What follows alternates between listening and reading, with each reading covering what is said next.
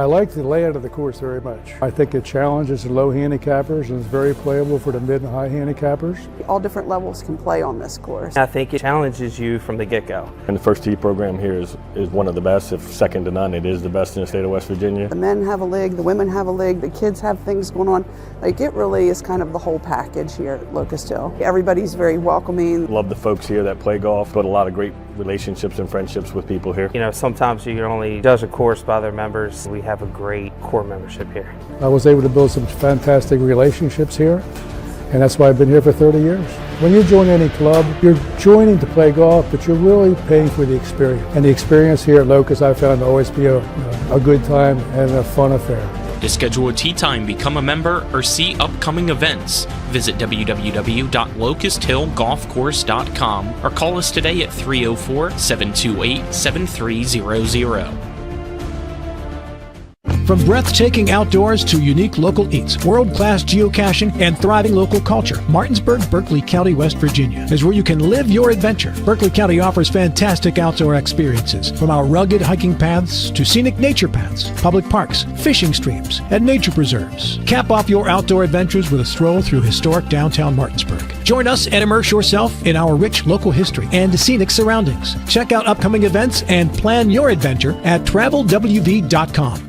My kids, you know I want the best for you, don't you? We need to have a conversation. End-of-life planning is no one's favorite discussion, but the relief of having everything in place when the hour of need arrives is a gift. Give it to your family. Plan ahead with us. Brown Funeral Homes, a leading provider of cremations, invites you to explore the many flexible options of cremation. From environmental considerations to the benefit of greatly reduced cost, it may be the perfect answer for your family. Online at brownfuneralhomeswv.com. Brown Funeral Homes, here for you.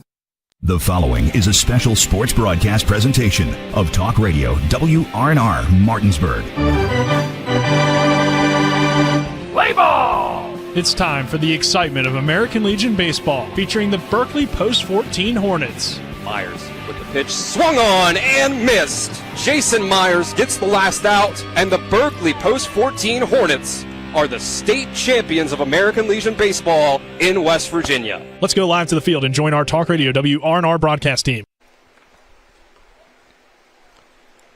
Welcome into P.O. Faulkner Park here on Talk Radio WRNR and TV 10. It's our first broadcast of the Post 14 Hornets here for the 2024 season. Dylan Bishop and Colin McLaughlin on the call with you this evening. John Alderton is our on-site producer. Nick Verzolini back in the studio. It'll be the Post 14 Hornets coming off of a state championship victory down in Charleston last year, 2023.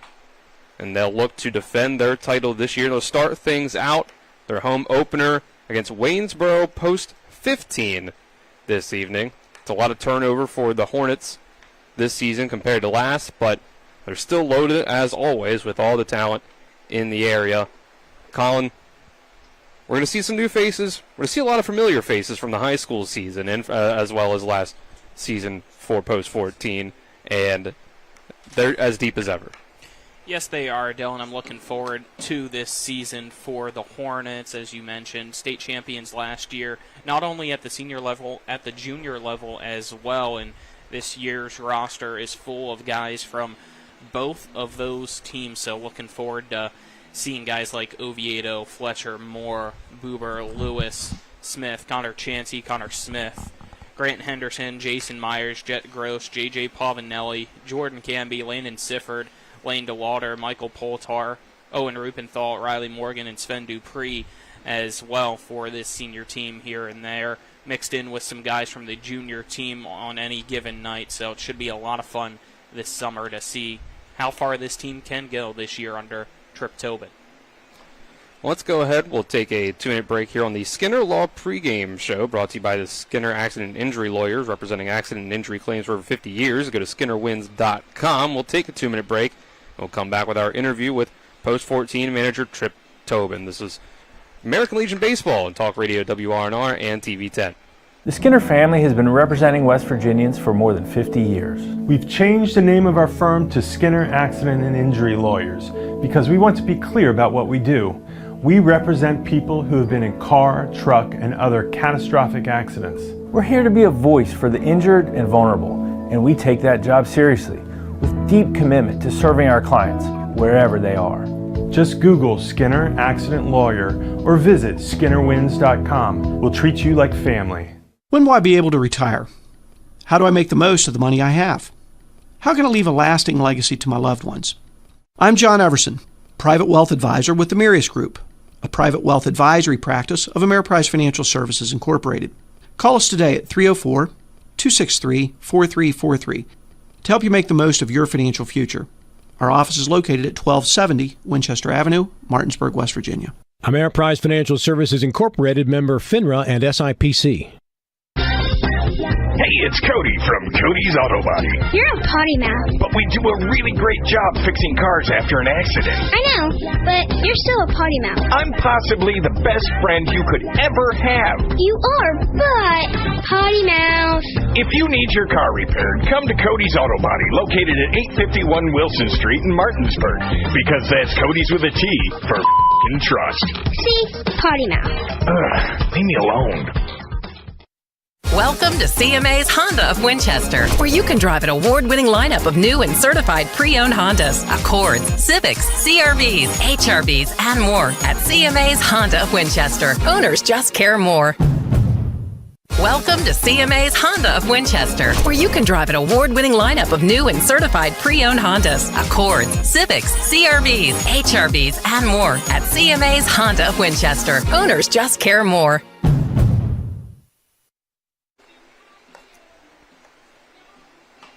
Welcome back to the Skinner Law pregame show here on Talk Radio WRNR and TV 10, getting you ready for Post 14 American Legion baseball.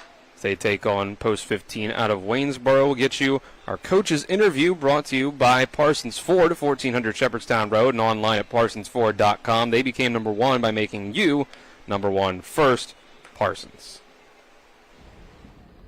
All right, here with manager of the Post 14 Hornets, Trip Tobin. Trip, you got the first game of the season here, first home game of the season. Had a lot of turnover from last year, a lot of new guys, new faces coming in. Who are going to be, in your mind, the guys, maybe from years past, that you think, I can put them in the lineup, I can put them on the mound. These are guys that I know that I'm going to be able to rely on as kind of the leaders of this ball club. Well, I think, as far as, before we talk about pitching, who's the guys I can count on? Certainly want to lead off Jordan Canby. We're going to see Sifford up top of the lineup. Kenny Moore is going to hit, he hits lead off over for Fairmont State. We're going to put him in a little more of an RBI role tonight in the 3 spot. Of course, Oviedo, you've seen what he did all year long. He'll man third base, and J.J. Pavanelli's a new face. But as far as getting up on the mound, tonight you're going to see Fletcher go, you're going to see Lane DeLauder go, you're going to see, we'll get both the Musselman pitchers up on the mound, Connor Chansey and Jason Myers. They haven't pitched since sectionals. Owen Rubenthal may, if it comes down to it, he has pitched, so, he's kind of lower on the list, but then we're going to kind of get Raleigh Morgan out there as well. So you're going to see, a good bit of our arms tonight in a kind of a Johnny Holstaff situation where we can get them all up there, and then we're going to kind of set up a rotation for the weekend at Morgantown. Hopefully we can get 5 in up there and get 3 under our belt, and then qualify for Sunday, and try to come home with a couple wins up there on Sunday.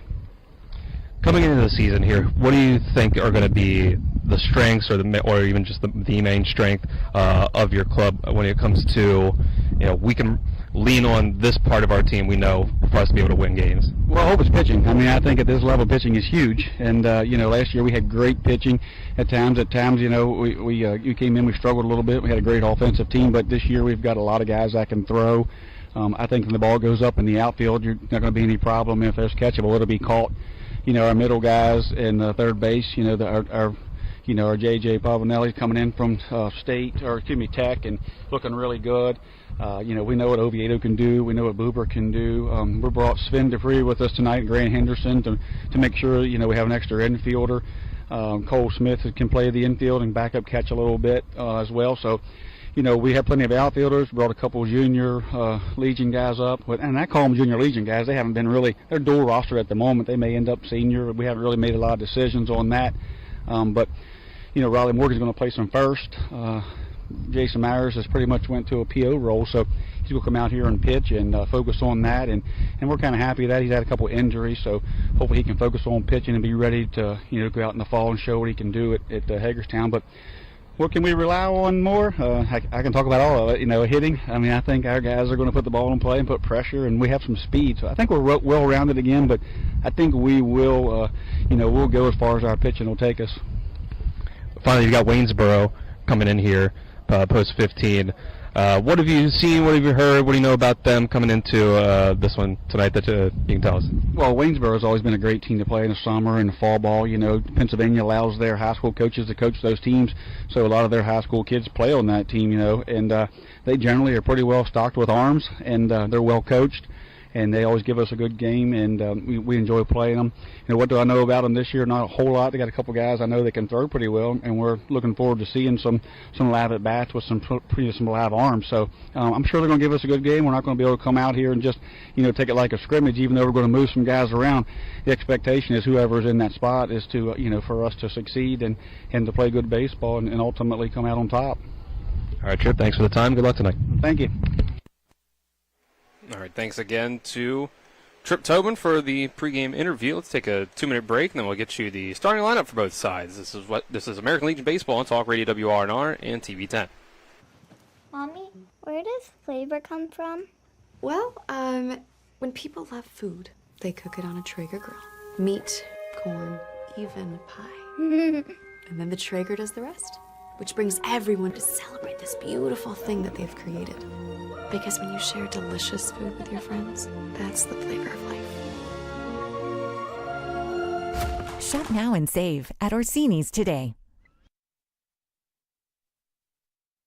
The future doesn't wait. Why should you? Blue Ridge Community and Technical College offers over 60 degree and certificate programs in education, IT, culinary arts, engineering, and so much more. Small class sizes, flexible schedules with evening and online classes, affordable tuition, plus financial aid is available to those who qualify. Now you can go to college. Visit us online at blueridgectc.edu. That's blueridgectc.edu. Stop waiting and enroll today. After a car accident, what do you get when you call Mansion Ferretti? You get more experience from a local law firm with over 115 years of combined service. More respect from a team who treats clients like their own family. And more fight, because we want you to get every dollar you deserve. Experience, respect, results. If you've been injured, that's what you want in your lawyer. And that's what you'll get when you call us. Car accident? Get more with Mansion Ferretti. 304-264-8505. Panhandle Printing and Design is your full-service local print shop.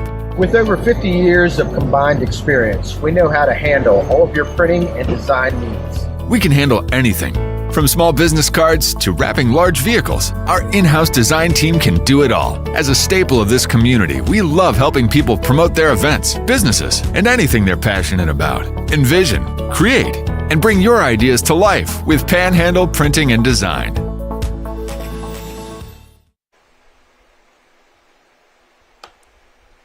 Welcome back to the Skinner Law pregame show here on Talk Radio WRNR and TV 10. Just about set. Post 14, the Berkeley Hornets getting ready to take on Post 15 out of Waynesboro. Here for some American Legion baseball action, our first of the summer of 2024. Our weather here around first pitch, 82 degrees here in Martinsburg at P.O. Faulkner Park. 7-mile-per-hour winds, 13-mile-per-hour gusts. Feels like 84. 58% humidity. So we'll actually go ahead and take a 2-minute break. When we come back, we'll get you our starting lineups.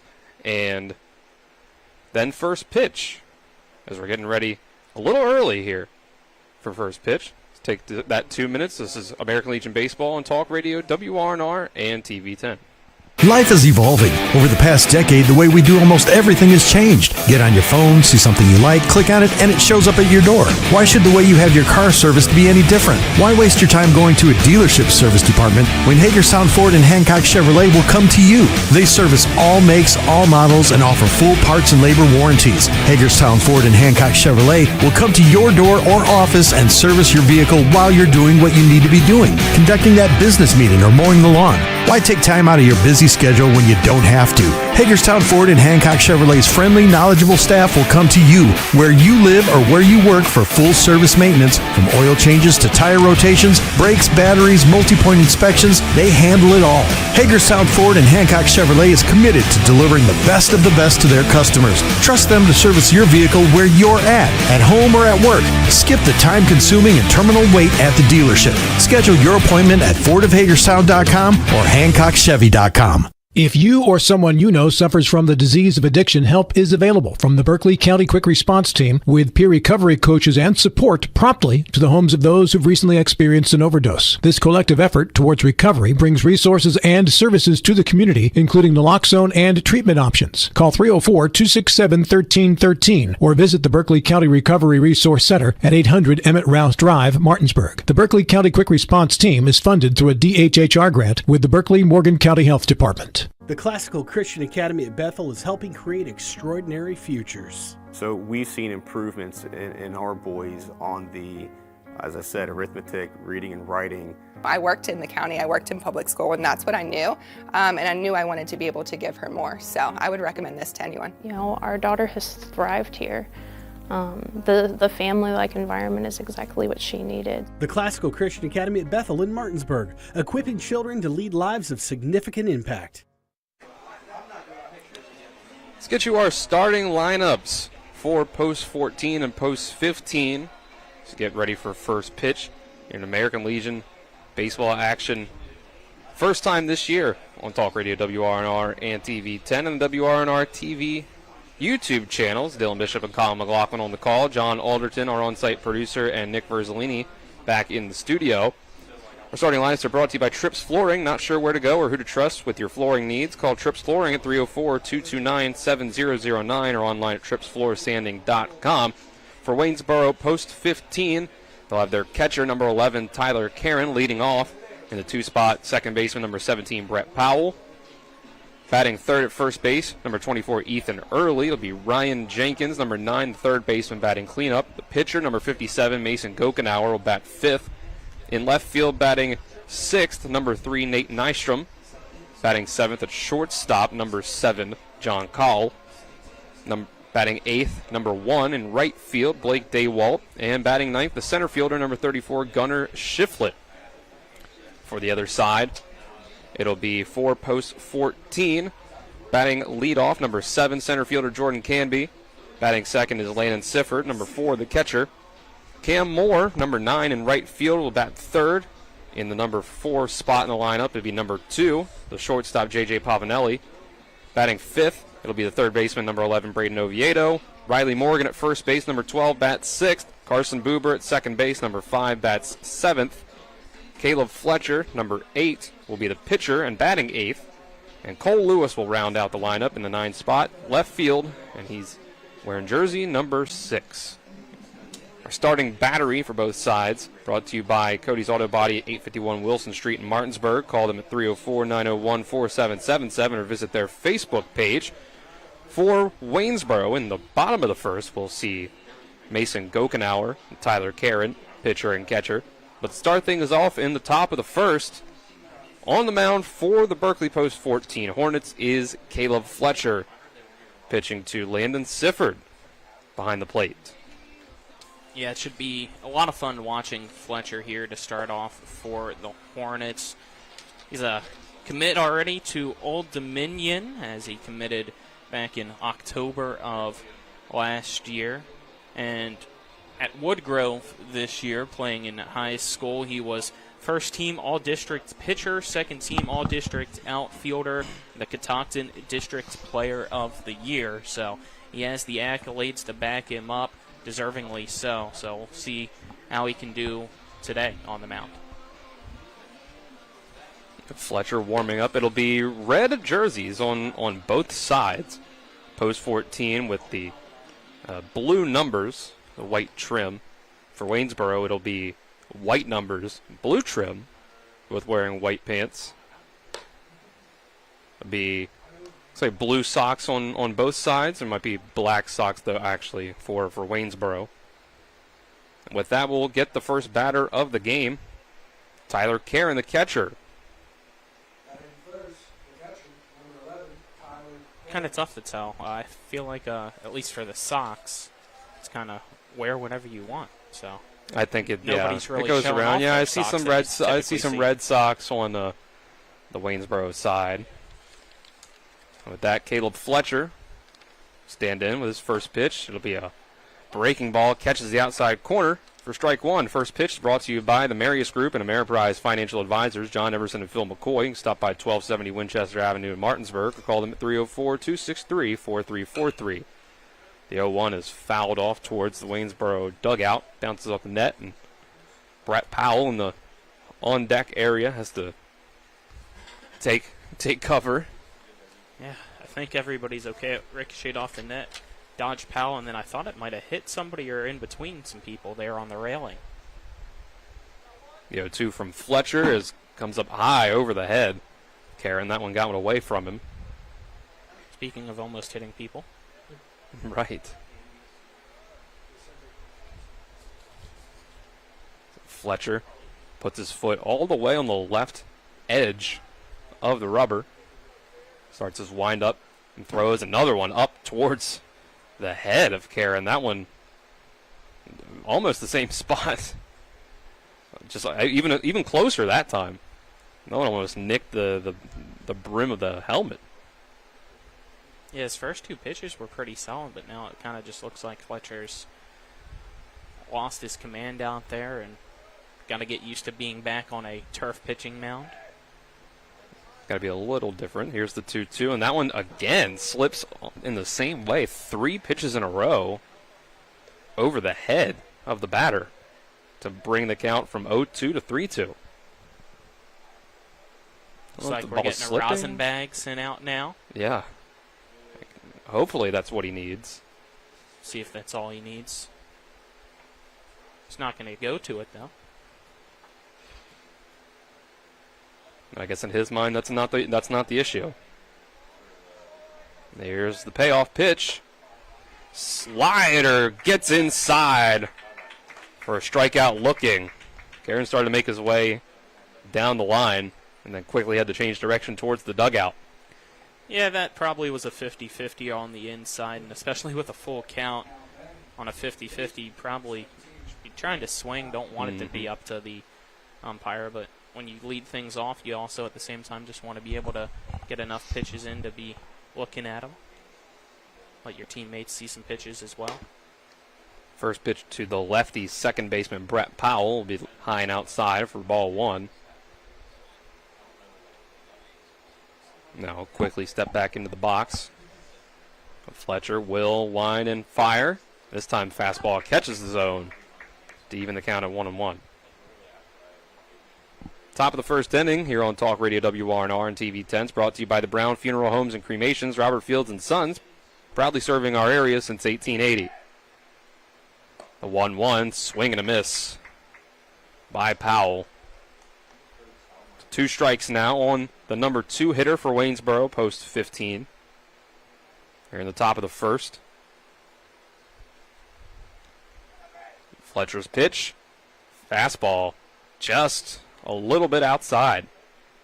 Count runs to 2-2. Powell choking up a little bit on the bat, so Fletcher goes outside trying to see if he could get him to chase. Good waist pitch. Fletcher back on the mound. Here comes the 2-2. Fastball, swing, and a miss. Strike 3. 2 hitters up, 2 hitters down. Both on strikeouts. One looking, one swinging for Caleb Fletcher. Back-to-back strikeouts is a great way to start it off the season if you're Fletcher out on the mound. Just hope he continues to get comfier and comfier out there and get some confidence. That fastball really working well early. Fletcher's first pitch to the number 3 hitter, Ethan Early, will come in, and he's going to watch it go by for strike 1. We saw Fletcher a lot in a closing role last season for post 14. And as Tripp put it, it'll be a Johnny Holstaff approach tonight as he looks at strike 2, again does Early. So really no more than 1 or 2 innings for any pitcher this evening for the Hornets. So still a similar approach for Fletcher. And this is going to be off the end of the bat and towards Carson Buber, who jumps up, makes the play over his head to retire the side. 1, 2, 3. Just like that. 2 strikeouts for Caleb Fletcher to open things up. And that lineup sends Waynesboro down in order. We'll take a 60-second break and be back to see Post 14 come up to bat for the first time this year. This is with 4 new car dealerships and 4 used car dealerships in 3 states. Parsons is the largest used car and fastest growing new car dealer in the tri-state area. Take Parsons Ford with huge savings on hundreds of new Fords, financing from 0%. Parsons' goal of financing for all. And Parsons' famous above market trade-in allowances that help make Parsons #1 for used cars too. See why so many won't buy anywhere but Parsons Ford in Martinsburg. We became #1 by making you #1 first. Parsons. Most insurance companies see you as a claim number. Most law firms see you as a case file. When their top priority is their bottom line, you only get a fraction of the attention that you deserve. At the law firm of Burke, Schultz, Harmon & Jenkinson, it's personal. We listen to our clients to see the whole picture, because every part of you is important. For a team built on relationships and results, call Burke, Schultz, Harmon & Jenkinson at 304-LAWYERS. Or visit us at burkeandschultz.com. Station on my 3, 2. The bottom of the first brought to you by the Orsini's Home Store, not just an appliance store any longer. Visit them at 360 Hack Wilson Way in Martinsburg or online at orsinis.com. No score through half an inning for Waynesboro. Post 15 goes down in order. So now the Berkeley Post 14 Hornets come up to bat for the first time this season that we'll see them. Dylan Bishop, Colin McLaughlin on the call. John Alderton, our on-site producer. Nick Verzolini back in the studio. It'll be Jordan Canby, Landon Sifford, Cam Moore due up in the bottom of the first. 2 Martinsburg Bulldogs and 1 Washington Patriot alums there. All seniors in high school in 2023. We didn't see them in the high school season this past year. Yep, Jordan Canby goes to Potomac State, play baseball there. And he will step into the box for the first pitch from Mason Gokenauer. He squaring around the bunt is Canby. He pulls it back as the pitch is inside.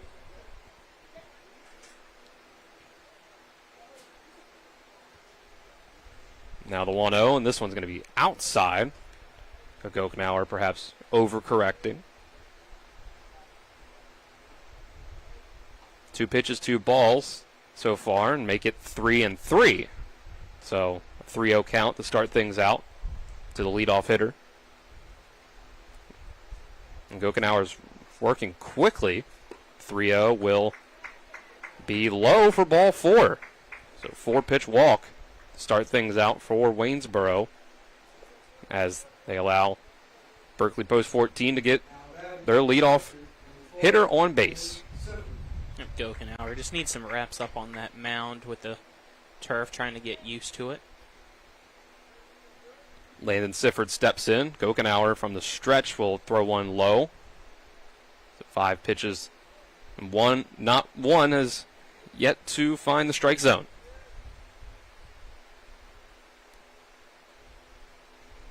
(1-0), and again Sifford will take, and again it'll be a ball. 2-0. Sifford goes to Frederick Community College, plays baseball there. He's the catcher, just like he will be for the Hornets this year. And he'll stand in with a 2-0 count, and finally Gokenauer will find the zone for his first strike of the day. 2-1 count. There's a runner on first. No score yet in this one. And Canby will go. Firing down is the catcher. And thrown out at second base by Karen is Jordan Canby. Yeah, not the best of jumps for Canby, and it kind of looked like there at the end he slid a little bit early and kind of stopped just short and tried to swim around at the very last second, but since he stopped too short, he was unable to get to the bag in time. The pitch was a strike, so it's 2-2 now, and the breaking ball from Gokenauer will be outside and run the count full. Now wind up on the 3-2, and that's going to bounce into the plate for ball 4. So 2 batters, 2 walks. Unfortunately, it'll only put a runner on first base for the Hornets after the stealing attempt by Camby came up empty. We'll have a courtesy runner for the catcher.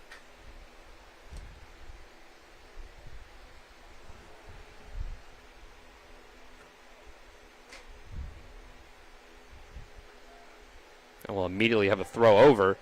And the pickoff attempt goes wide past the first baseman.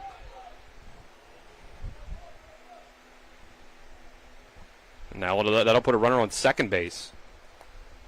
Yeah, that's Sven Dupree out there doing the courtesy running. Right, it took me a second to try to find my roster to pull it up. But yes, Sven Dupree, the courtesy runner for the Sifford. So now first pitch into Cam Moore takes strike 1. Cam Moore over at Fairmont State had a great freshman season, already batting leadoff for Fairmont. And both of the first 2 pitches into Moore will just barely find the outside corner. Makes it 0-2. Now the 0-2 will come in inside on the fastball.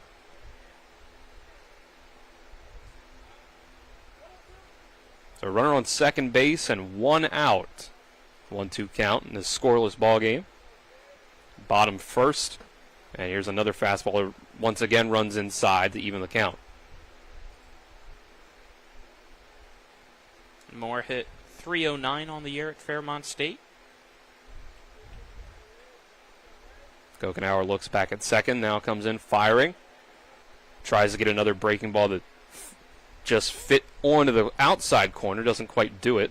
So another full count. An OBP of 404. Here's 3-2. Going to be fouled off back behind the catcher. As you heard from Trip Tobin in the pregame show, Cam, Fairmont State, typically a leadoff batter, but Trip decided to put him third in the post-14 lineup today, hoping to see some RBIs from him. This is around where we saw him in the lineup for a lot of last year in post-14 action, around the middle of the order. The 3-2 will be another ball 4, another walk drawn by the Hornets. 3 straight walks to open things up for Mason Kokenauer. That'll put a runner on first and second.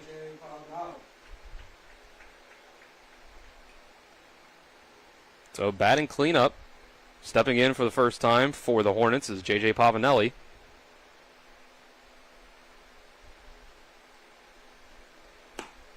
He'll take a ball outside.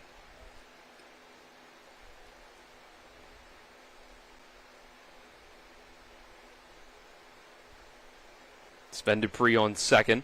Cam Moore on first. 1-0 count. And this will be another one. Comes in low. Makes count 2-0.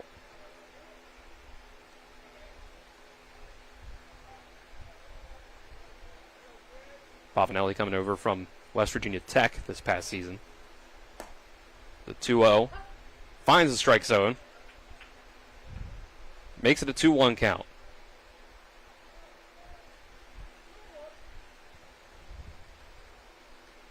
Kokenauer looks over at third, now back to second. Now to the mound he comes, and it's going to be a chopper foul over towards the post-14 dugout. It's like the first and third baseman really kind of trying to guard the lines a little bit, and but the second base, and at least the second baseman trying to keep close for the base runner as Kokenauer steps off. Shortstop in his normal position.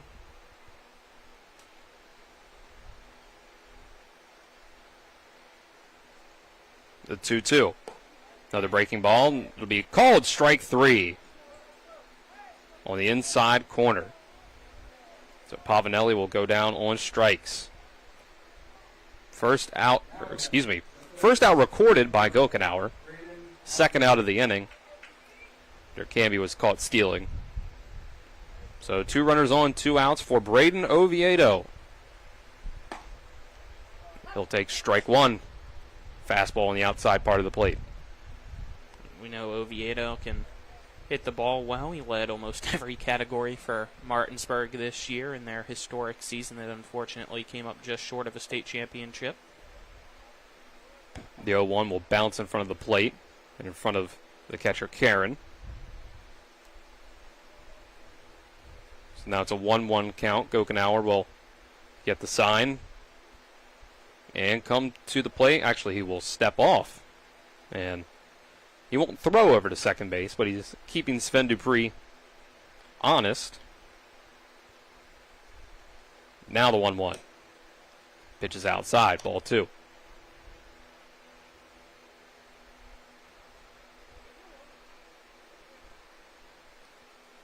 Still bottom of the first, seeing if Gokenauer can get out of the jam for Waynesboro. The 2-1 outside for ball 3. So Gokenauer struggling to find the zone so far. Yeah, he's already at 25 pitches here in the first inning. This will be number 26. Here's that pitch, it's 3-1, and pitch is outside. 4th walk for Gokenauer, and that will bring out pitching coach.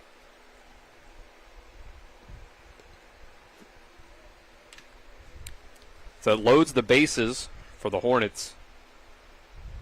It'll be Riley Morgan, Jefferson High School, stepping up to the plate with the opportunity to get an early lead for post 14.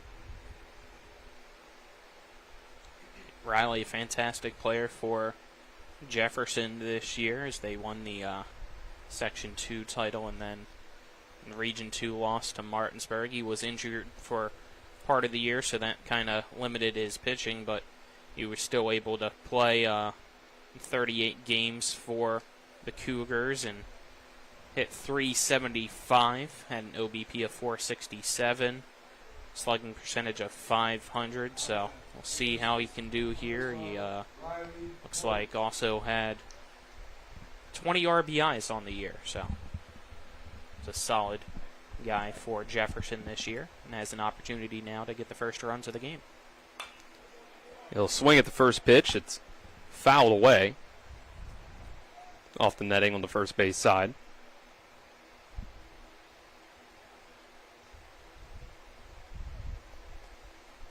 Gokenauer doesn't like the first pitch that he got from his catcher. And this one's hit on a line to third base. The play is made by Ryan Jenkins to send down the Hornets without a run. 4 walks and 1 attempted stolen base comes up empty. So no runs up on the board for post 14. We'll go to the second inning, still scoreless. This is American Legion Baseball on Talk Radio WRNR and TV 10. The Palace Lounge in Martinsburg is the place to be. Join us every night to relax and enjoy football or basketball games featuring either the Martinsburg Bulldogs, Shepherd University Rams, or West Virginia Mountaineers. We will have steak night every Wednesday, trip nights every Thursday, and now taco and margarita nights every Tuesday. You can find us on Facebook or call 304-267-7520. The Palace Lounge is located at 1350 Edwin Miller Boulevard in Martinsburg. I do. We got double the Rock's gas rewards, 6 cents off a gallon. Can't believe you didn't fill up. That's double my rent. Not my car. Save now with double the gas discount. 6 cents off a gallon with Rock's Rewards. We got double the Rock's gas rewards, 6 cents off a gallon. You had one job. It's between girls. Save now with double the gas discount. 6 cents off a gallon with Rock's Rewards. We go to the second inning at P.O. Faulkner Park. Top of the second is brought to you on Talk Radio WRNR and TV 10 by the Heffley Motor Company, located at 993 Hedgesville Road in Martinsburg. A nice place to do business. Despite drawing 4 walks in the bottom of the first, post 14, can't get any runs up on the board. Jordan Canby was caught stealing after walking in the leadoff spot. Caleb Fletcher back on the mound for a second inning of work. Will face the 4, 5, and 6 hitters for Waynesboro post 15. First up is the cleanup hitter, Ryan Jenkins in the cleanup spot, third baseman, number 9. See if he can have more success than his teammates did in the top of the first. First pitch of the inning from Fletcher's fastball, run inside for ball 1. Saw a little bit of that issue from Fletcher's first inning, where pitches were running further inside than he wanted them to. And this time, this one too far outside and low, bounces right in front of Sifford. 2 balls to start off the inning for Fletcher. 2-0 count to Jenkins. Again, it's just kind of going back to finding that spot on the turf. And you can kind of tell that was the issue that time around, is that breaking ball isn't anywhere close to the zone. And he was kind of adjusting his feet afterwards. Now the 3-0 fastball will get in for strike 1. Jenkins taking the whole way.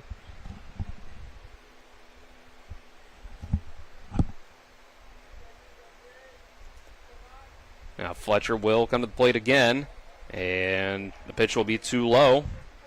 It'll be ball 4. His first walk given up. Yep, first walk, first base runner in general. Still early. Now we'll see how Fletcher can do out of the stretch, if that maybe helps him out on the turf, or if it will be kind of the same thing of the release point and finding yourself. Pickoff attempt goes off the glove of Riley Morgan, but stays close enough to where Jenkins has to stay put at first base. That's the second pickoff attempt that we've seen go towards that dugout. One on each side now. Now the first pitch, fouled straight back. Pitcher versus pitcher. Mason Gokenauer is at the plate.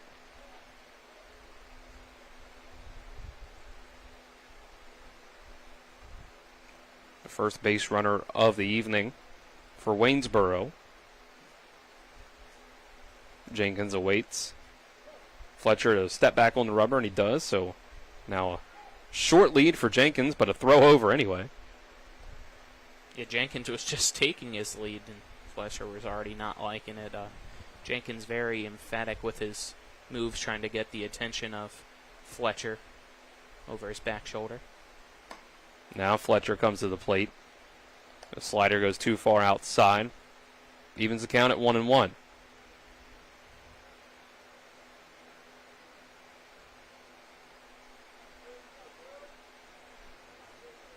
Jenkins takes his lead, and here's another throw over. And closer than you would think with a shorter lead. Jenkins might have hurt himself a little bit on that one.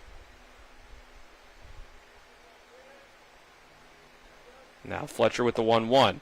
Fastball gets the inside for strike 2.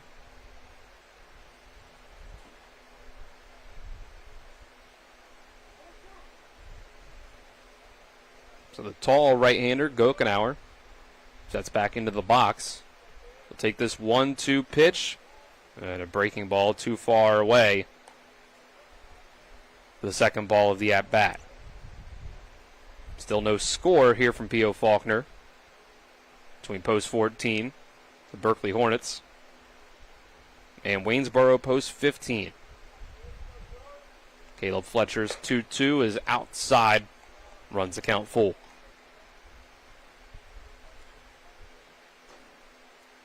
Yeah, that slider right now by Fletcher just continues to break too far out of the zone. Another pickoff attempt by Fletcher. Interesting how much attention Jenkins is garnering over at first base when it doesn't seem like has much intention to run. Full count. Strike 3 called. It drops out of the glove of Sifford, but comes across the plate. I don't know if that pitch just completely fooled Gokenauer to where, but he didn't make much of an attempt at that pitch. Yeah, it looked like he was just going take all the way, and even though it was a drop third strike, he could not try to advance to first with the runner already over there, so it's an automatic strikeout. Third of the day for Fletcher. So now with one out, Nate Nystrom, left fielder, steps in. Takes the first pitch breaking ball for ball 1. Again, it was that slider that just keeps going a little bit inside, according to the umpire. I like the confidence from Fletcher to continue to try to go that way. Now he'll go back to the fastball, and that will be in for strike 1.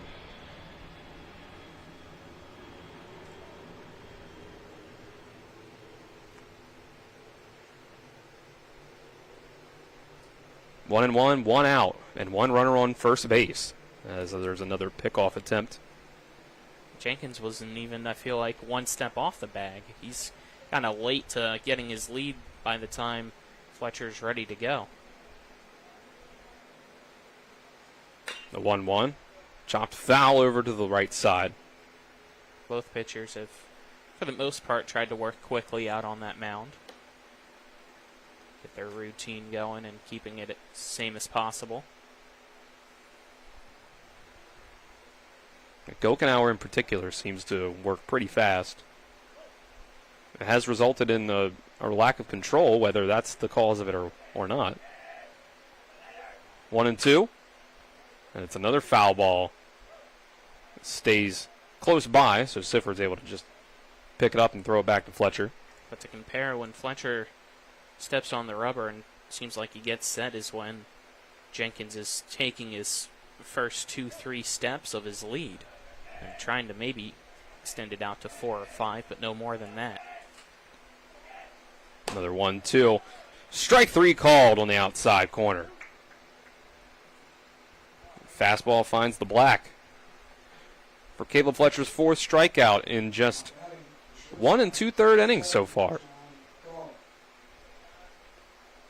Yeah, solid start for Fletcher. Hopefully it continues.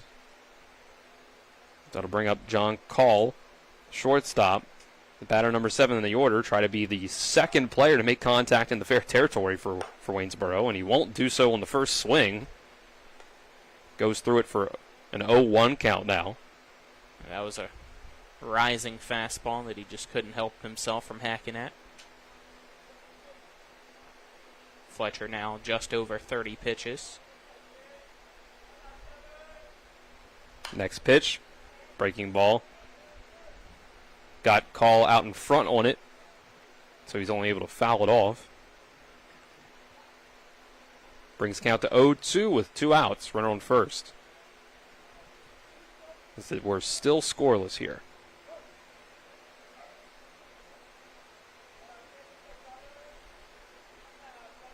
Fletcher readies and fires. Strike 3 again called on the outside on the fastball. Make it 5 strikeouts in 2 innings for Caleb Fletcher. 1 runner left on base for Waynesboro. Go to the bottom of the second, still no score between post 15 and post 14. This is American Legion Baseball on Talk Radio WRNR and TV 10. Are you at risk for a heart attack or stroke? WVU Medicine would like to remind you it's important to recognize the signs and symptoms so you can seek medical attention fast. The acronym FAST stands for F, face drooping, A, arm weakness, S, speech difficulty, and T, time to call 911. If you are having a stroke, get medical attention right away. Immediate treatment may decrease the risk of disability and prevent death. This important message is brought to you by WVU Medicine. I pre-planned my funeral to make it easier on my family. They were relieved to know I'll get just what I want. My family actually thanked me for taking matters into my own hands. Turns out having this awkward conversation wasn't awkward at all. Pre-planning is my choice. There are certain things about me my family may not know. Now they won't need to guess. The choices are yours. The peace of mind is theirs. Pre-plan your funeral with Brown Funeral Homes and everything will be taken care of. Find out more online at brownfuneralhomeswv.com. Brown Funeral Homes, here for you. Another good inning of work from Caleb Fletcher in the top of the second will bring us to a still scoreless ball game in the bottom of the second, which is brought to you by the Berkeley County Health Department. Prevent, Promote, Protect, offering public, clinical, and environmental services at 122 Waverly Court in Martinsburg. Mason Gokenauer back out on the mound for Waynesboro post 15 after giving up 4 walks in inning number 1. Got himself a strikeout as well. Carson Buber playing second base will step in for his first at-bat. 7, 8, and 9 in the order due up for the Hornets. First pitch is a curveball. In for strike 1 for Gokenauer. So already a better start to this inning than he did last time. Took him 7 pitches to find a strike. And this one will bounce in for ball 1.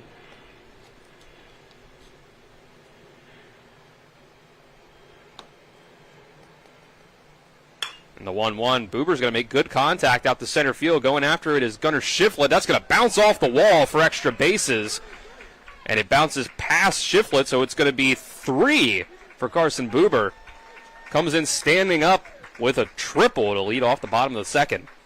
Yeah, that took a major hit off the wall in left center field around that Sampson sign and rolled almost about to middle of the way in left center and wasn't getting much help there from his teammates, that being the center fielder and Gunnar Shiflett. So it's triple for Buber, first of the season for him for post 14. And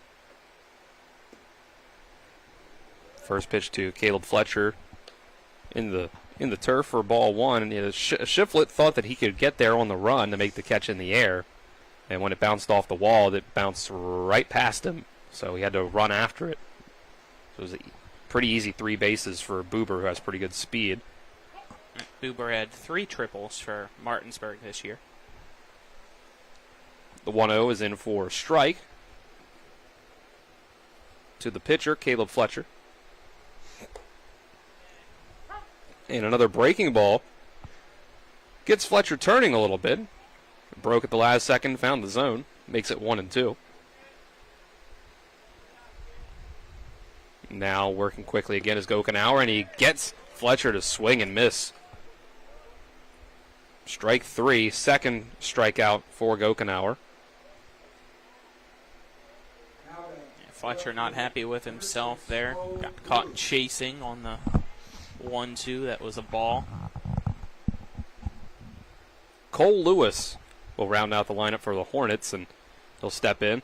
First pitch bounces away from Karen behind the plate. Buber with a good jump probably would have been able to get home. He's frustrated with himself for second guessing, and then once you second guess, to just stay put.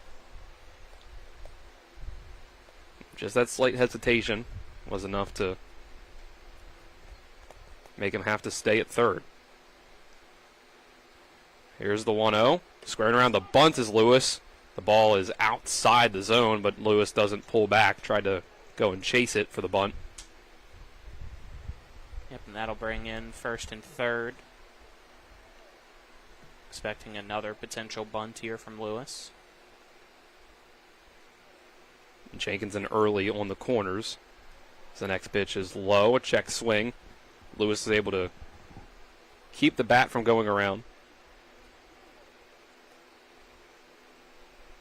We'll play 7 innings here today. Some American Legion games will go to 9. 2-1 is outside for ball 3.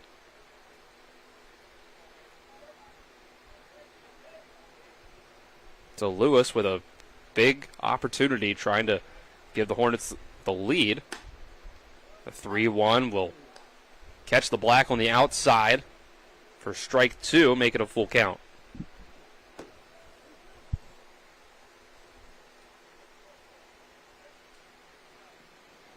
And this one's going to run inside and hit Lewis. Obviously not what he was going for in this situation. I think Gokenauer's trying to go back to the curveball, and it just kind of slipped out of his hand. Didn't have control and Now runners on the corners for post 14 here in the bottom of the first with only one out, so expect most likely Lewis at some point to try to go to take away the traditional double play, even though we do know that we've seen at least one person caught stealing, and that man up to bat right now. Pick-off attempt from Gokenauer. Karen does have an arm. He does. Lewis didn't slide all the way back to the base at first, but luckily he had plenty of time to get his hand back in. His first pitch to Canby. In for strike one.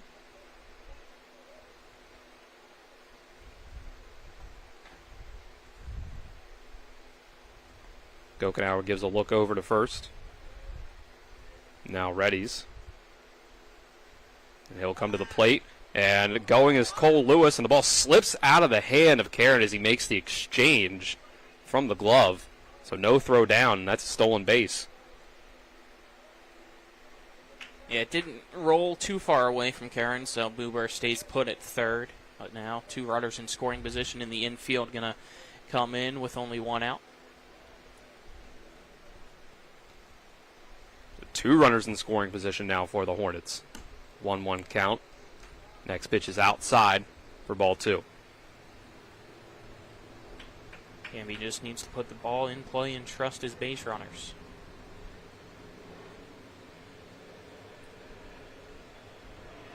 Gokenauer's next pitch is going to be fouled off. Canby fouling it off of himself. Evens the count at 2 apiece. Trying to find the first runs, or even just 1 run, of this contest. Canby doesn't seem too worse for the wear, even though he did get a piece of himself off that foul ball, as you said. Yep. The 2-2. And again, another breaking ball that runs inside for another hit by pitch. Canby's used to it. He is. It's happened plenty of times to him. So that'll load the bases with just 1 out.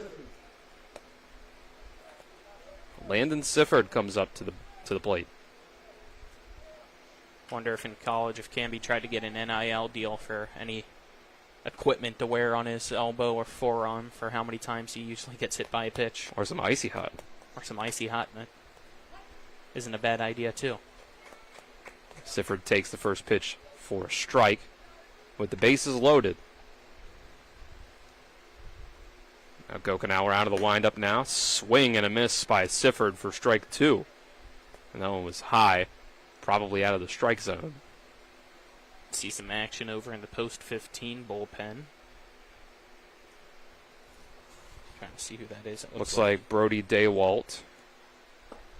And caught looking, strike 3. Sifford goes down on 3 pitches. So that's a huge out for Gokenauer. We saw in the bottom of the first, it was post 14, leaving the bases loaded and unable to come bring anybody home. So that takes away any sacrifice possibility. First pitch to Cam Moore is a ball. Be very frustrating to see back-to-back innings leaving the runners on base. And this would be even more frustrating with the bases juiced. Ducks on all the pond. Especially with your 3 guy up the bat. The 2-0 comes in for ball 3. So 3 straight out of the zone to start this one out. And if it's another walk, it would be the 6th one for Gokenauer, and it would be a run up on the board. The 3-0 will find the zone. Yep, you knew though Moore was taking it all the way.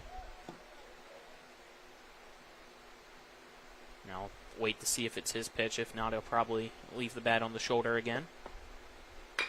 He will actually hit this one. Chops it over to first base. This might be a closer play than you would think, but Gokenauer gets over to first base in time for Early to toss it to him for the 3rd out. So once again, runners left on base. For post 14, still no score after 2 full innings. This is American Legion Baseball on Talk Radio WRNR and TV 10. We'll be back in 60 seconds. With 4 new car dealerships and 4 used car dealerships in 3 states, Parsons is the largest used car and fastest growing new car dealer in the tri-state area. Take Parsons Ford with huge savings on hundreds of new Fords, financing from 0%. Parsons' goal of financing for all. And Parsons' famous above-market trade-in allowances that help make Parsons #1 for used cars, too. See why so many won't buy anywhere but Parsons Ford in Martinsburg. We became #1 by making you #1 first. Parsons. Providing reliable protection since 1877, we are Farmers and Mechanic Insurance Companies. For over a century, we have been dedicated to provide dependable insurance protection and excellent customer service. We specialize in auto, home, farm, and business insurance. Our products are backed with personal, hands-on service. You can trust us to protect what matters most to you. For all of your insurance needs, there's Farmers and Mechanics Insurance Companies.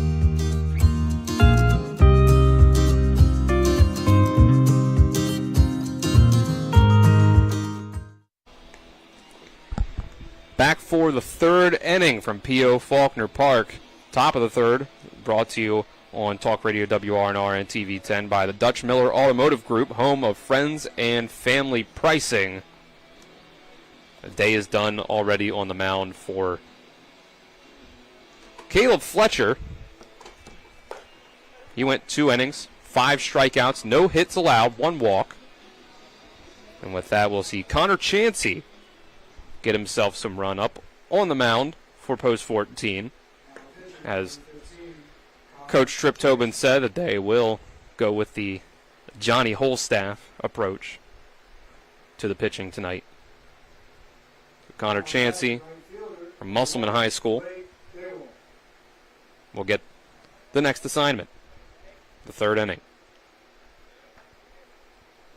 Yeah, on the mound, post 14's been lights out, but offensively, other than getting base runners, it's been a struggle to bring them home. Both half innings that they've been up the bat in, they've been unable to score and left the bases loaded, so 6 runners left on base in total.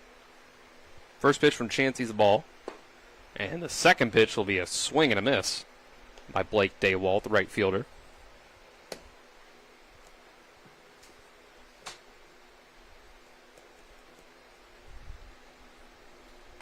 Here's the 1-1. On the outside corner, that's strike 2. Chansey making his post-14 debut. Yep, a West Liberty commit. And that's a swing and a miss. Strike 3 on the high and outside fastball. Got him to chase. He's picking up where the ODU commit and Fletcher left off. That's what you like to see. And we talked with Trip Tobin Monday, the manager of Post 14 on the Sports Mix. He said the strength most likely for this year's team will be the pitching, the depth that he has in the bullpen. And working quickly for a strike on the first pitch to Gunnar Shiflett, the center fielder, is Chansey. And the second pitch will be a foul ball to make it 0-2. Connor Chansey's numbers for his senior year at Musselman, he pitched 52 2/3 innings, had 59 strikeouts, 2.52 ERA, and batting average of .227.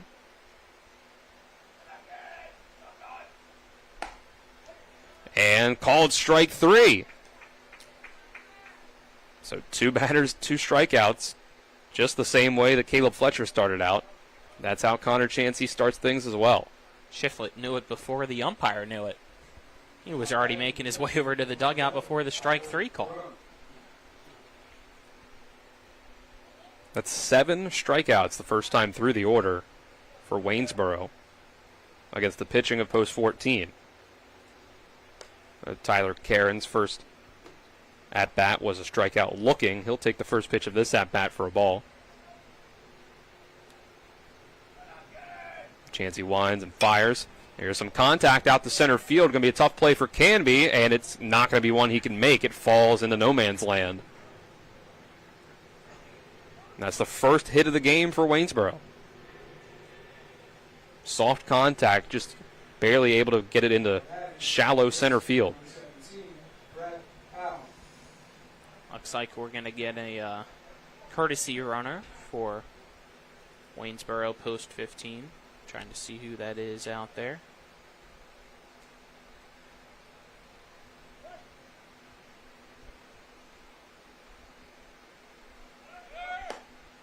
Here's a strike on the first pitch here.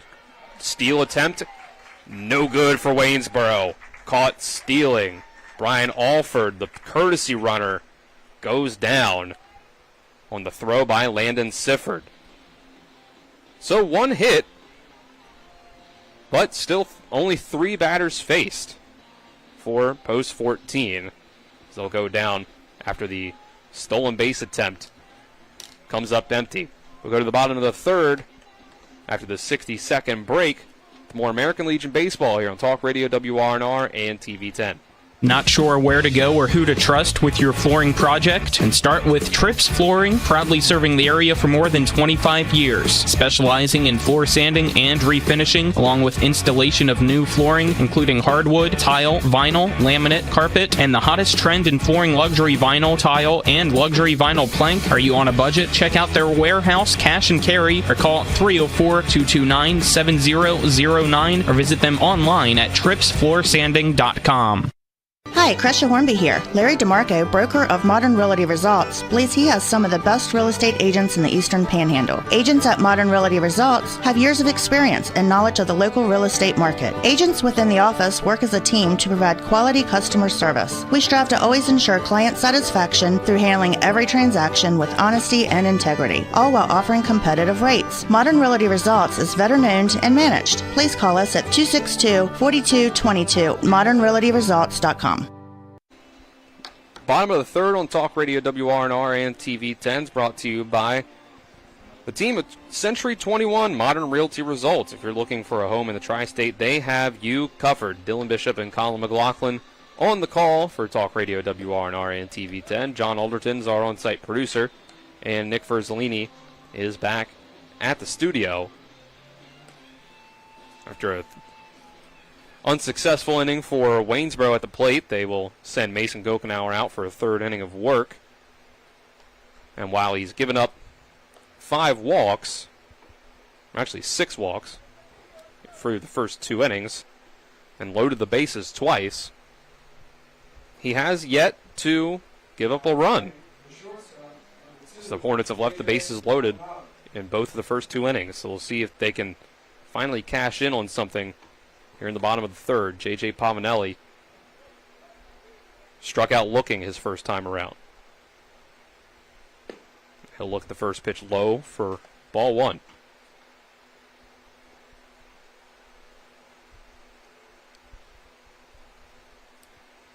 And working quickly, Gokenauer. This is a base hit the other way over the head of the first baseman early. Big turn by Pavanelli, but he'll stay at first base. That'll be the second hit for the Hornets. Good job there by Daywalt, the right fielder, with that being down the first base line, hustling over, getting the ball quick enough, and throwing it right to his cutoff man to keep it to only a leadoff single instead of a second extra base hit. We already saw the other hit, as you kind of mentioned. It was Boober's triple. Strike 1 on the first pitch from Braden Oviedo.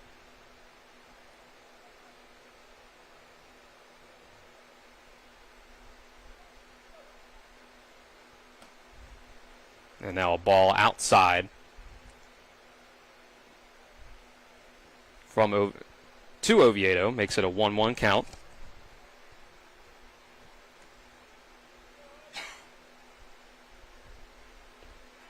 Now it's 1-1 is in the dirt. Going to second is Pavanelli. He will slide in feet first, safe at second base. Good recovery by Karen, but not in time.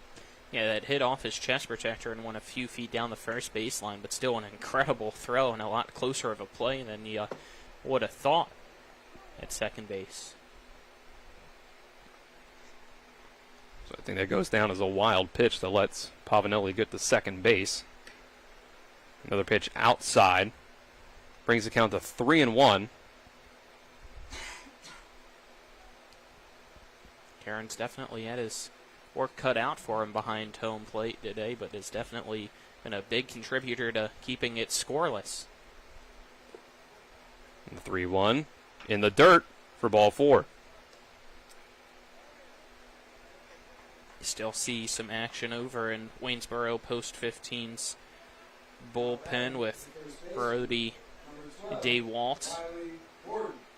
See how short of a leash Gokenauer has here in the bottom of the third.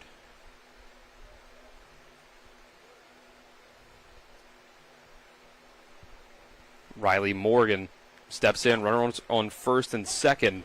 He takes the first pitch for a strike.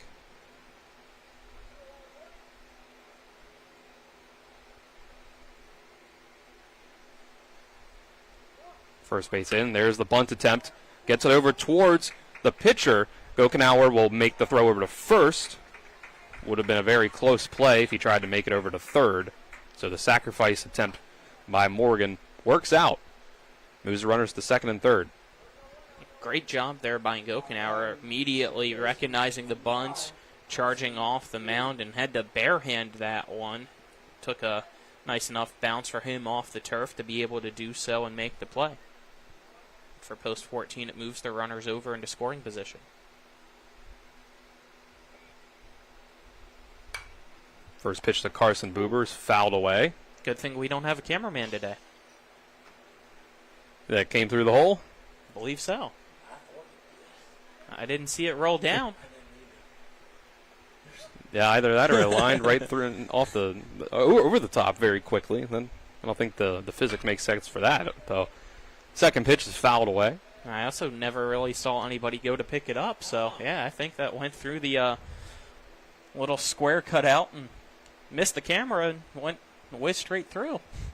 We haven't had that all year for high school. Yeah. First game for American Legion, we have it. Well, you were almost manning the camera today, Colin. How about that? That was a good stroke of luck for you. But you're sitting in here in the press box, ball 1 on the 0-2 count. Thank you to Coach Aaron Byler for not being here, I guess. 1-2 count to Morgan. Runners on second and third. It's Pavanelli on third and Oviedo on second. Still looking for the first run of the game. The 1-2 is in the dirt. Bounces in front. Good stop by Karen.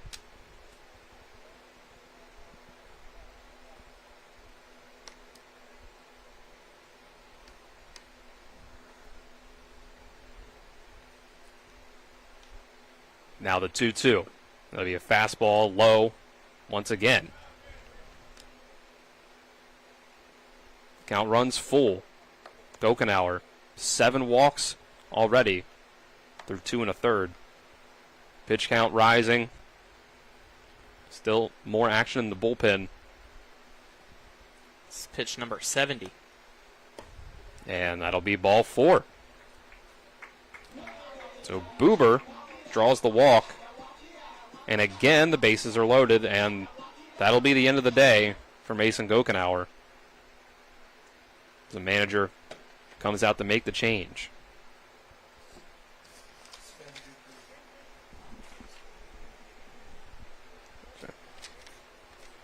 And when we come back, it'll be Sven Dupree pinch hitting for Caleb Fletcher. But before that, we'll take a 30-second break for the pitching change. This is American Legion Baseball and Talk Radio, WRNR and TV 10. Hi, Crescia Hornby here. Larry DeMarco, broker of Modern Realty Results, believes he has some of the best real estate agents in the Eastern Panhandle. Agents at Modern Realty Results have years of experience and knowledge of the local real estate market. Agents within the office work as a team to provide quality customer service. We strive to always ensure client satisfaction through handling every transaction with honesty and integrity, all while offering competitive rates. Modern Realty Results is veteran-owned and managed. Please call us at 262-4222, modernrealtyresults.com.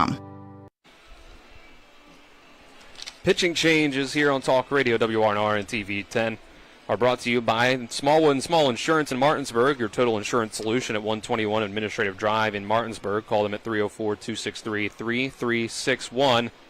Next up on the mound for Waynesboro post 15 will be number 2, Brody DeWalt. It was 2 1/3 innings for Mason Gokenauer. He only gave up 2 hits and struck out 3, but the big problem for him was the 8 walks that he ended up allowing to the post 14 lineup.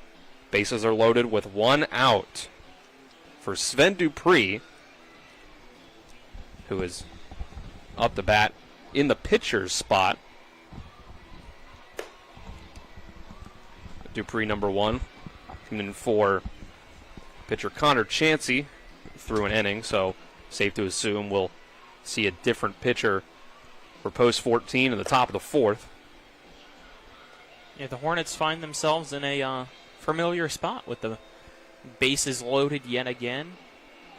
But still, it's a scoreless game, and we'll see if Sven Dupree can change that, change the luck for a Berkeley post 14.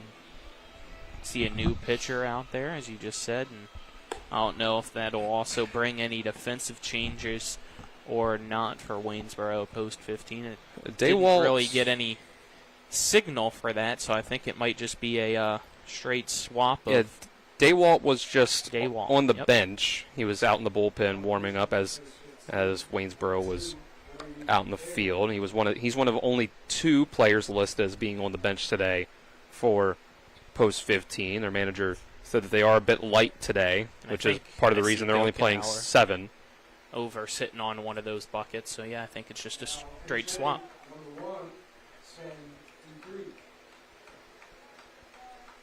We'll have a number 1 versus number 2 matchup. Number 1 in the batter's box, number 2 on the pitcher's mound. Blake Daywalt out in right field, as the defense stays the same, but bases loaded and 1 out for Sven Dupree.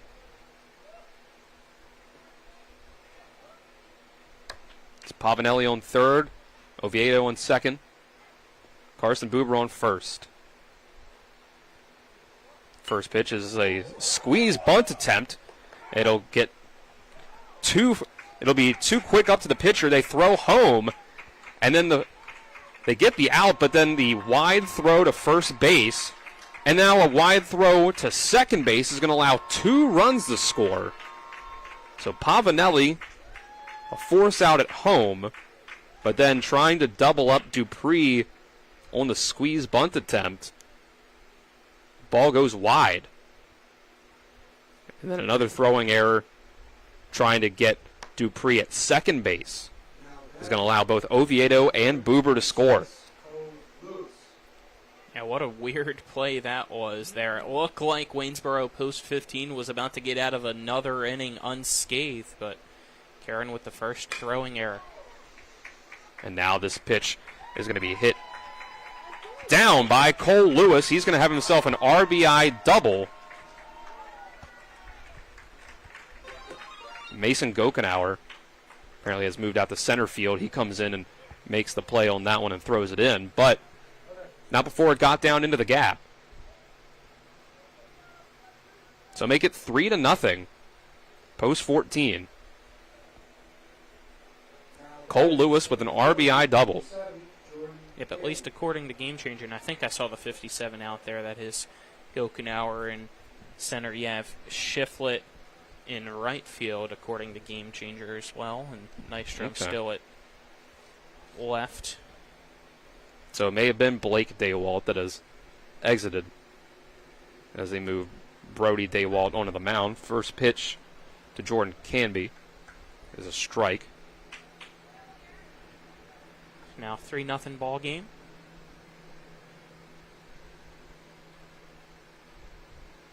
A look back at second. Now a throw. Canby's going to foul off this off-speed pitch. Makes the count 0-2.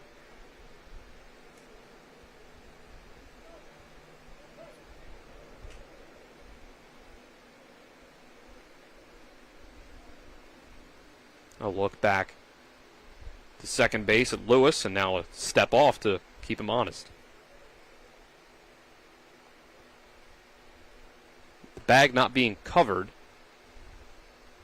all the way, although second baseman is coming near the bag. This is a ground ball over to third base. Ryan Jenkins will make the throw, and Jordan Canby is retired on the ground out for the third out of the inning. But 3 runs finally up on the board for post 14.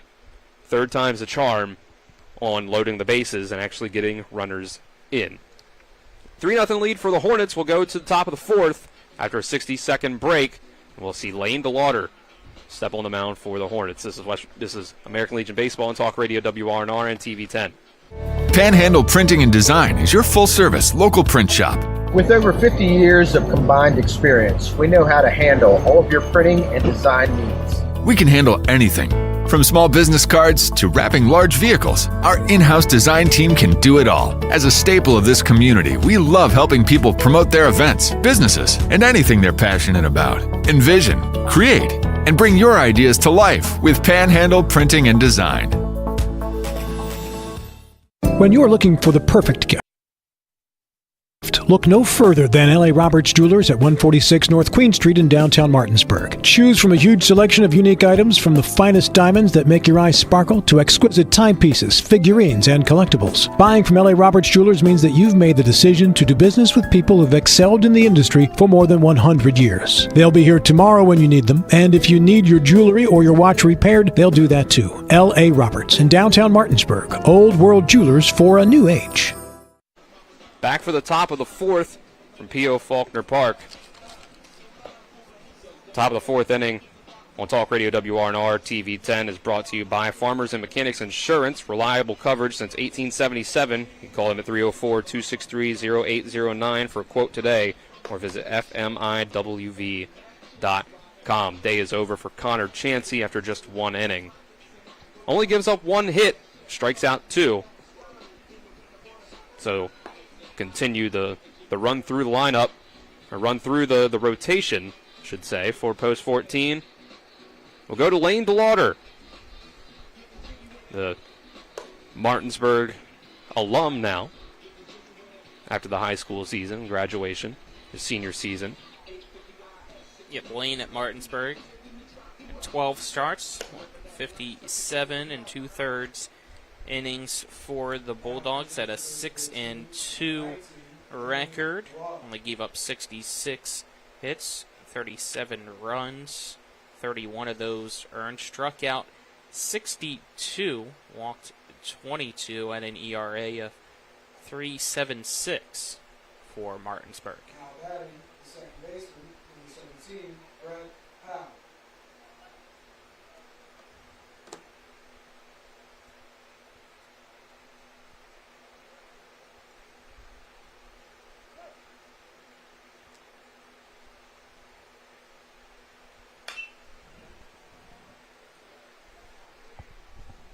First pitch to Brett Powell, fouled off his second at-bat. He struck out swinging in his first time at the plate, up against Caleb Fletcher in the top of the first. He'll look at the 0-1 inside. Evens the count at 1 apiece.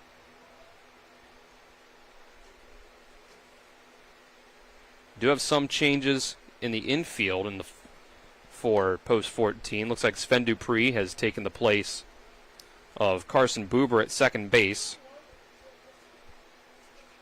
They'll look around for any other changes, but for now it looks like that's the only one. I think that's it. Looking at what you got compared to what Game Changer has.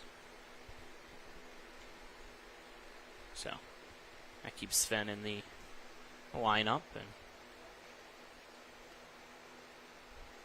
Buber's day's done even after the triple.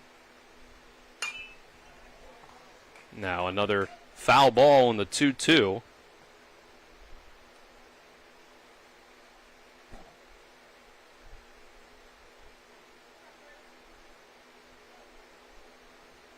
Lane trying to get his first strikeout to add up to the total of Berkeley post 14 today. The 2-2. He goes around on the check swing, does Powell, for strike 3. Make it the 8th time Waynesboro has struck out through just 11 batters.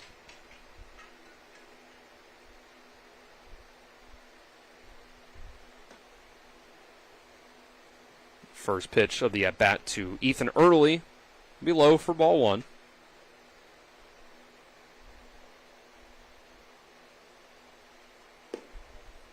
And the second pitch will also be low and outside as well in the breaking ball attempt. 2-0. Ethan Early was able to make contact in his first at-bat, unlike much of the Waynesboro lineup so far. Get the ball into play. Lined it right to Carson Buber. And made a nice jumping play for that one. His next pitch is also outside, 3-0.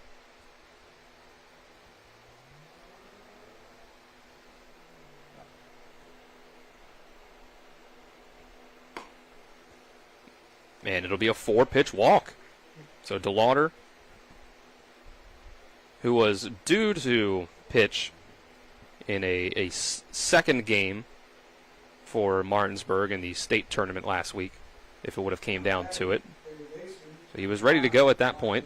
A little bit of a layoff for him since the last time he pitched. Over 2 weeks ago against Jefferson in the regionals.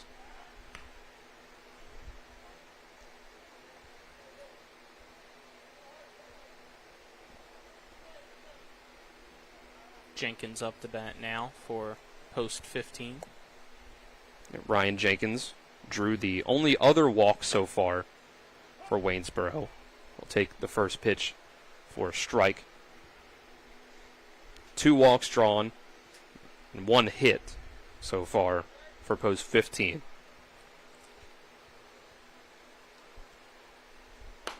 The Lauder's 1-0-1 will be outside.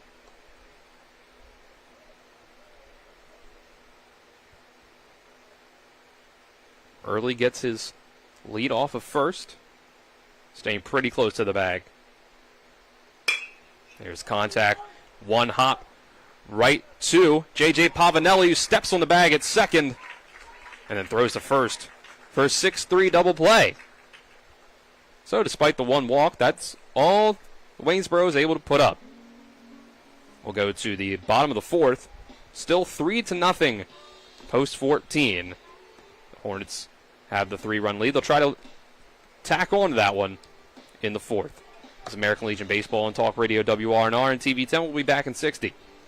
The Palace Lounge in Martinsburg is the place to be. Join us every night to relax and enjoy football or basketball games featuring either the Martinsburg Bulldogs, Shepherd University Rams, or West Virginia Mountaineers. We will have steak night every Wednesday, trip nights every Thursday, and now taco and margarita nights every Tuesday. You can find us on Facebook or call 304-267-7520. The Palace Lounge is located at 1350 Edwin Miller Boulevard in Martinsburg. Is your skin dry or breaking out? Are your muscles sore and tight? Then take a few hours or even a whole day to refresh yourself, recover, and rejuvenate at Personal Reflection Day Spa, located at 102 Hovatter Drive in Inwood. Personal Reflection Day Spa is an award-winning spa for 15 consecutive years. The friendly, experienced staff will give you the treatment you deserve from the minute you walk in the door. Book your appointment by calling 304-821-1333 or online at personalreflectiondayspa.com. The bottom of the 4th, upcoming for post 14. It'll be Landon Sifford due up first. Bottom of the 4th on Talk Radio WRNR and TV 10 is brought to you by Mother Shucker's Crab Shack, located at 1014 Winchester Avenue in Martinsburg. If you don't like it, shuck it up, Buttercup. Brody Daywalt stays on the mound for post 15 for Waynesboro. First pitch into Sifford is a ball.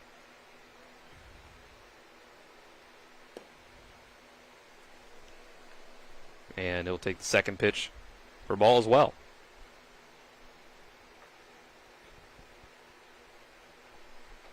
Here's the 2-0. This is popped up, but back and out of play, foul. Yeah, Sifford had the green light on the 2-0, just was underneath it.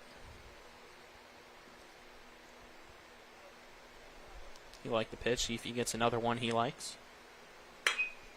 2-1. This is hit into center field, and it's going to be past Mason Gokenauer over his head. It's going to make one bounce to the wall.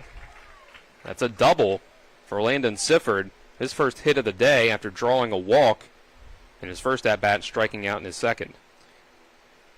Yeah, that hit in the exact same spot off the wall in left center that the triple did for Carson Buber, but Boober's was directly off the wall. Sifford's one hop, so didn't have as much power off the wall to try to extend, but still you'll take a lead-off double, and now we'll have a courtesy runner for the catcher. As going out there, it looks like, is Grant Henderson on the base pass for Berkeley Post 14.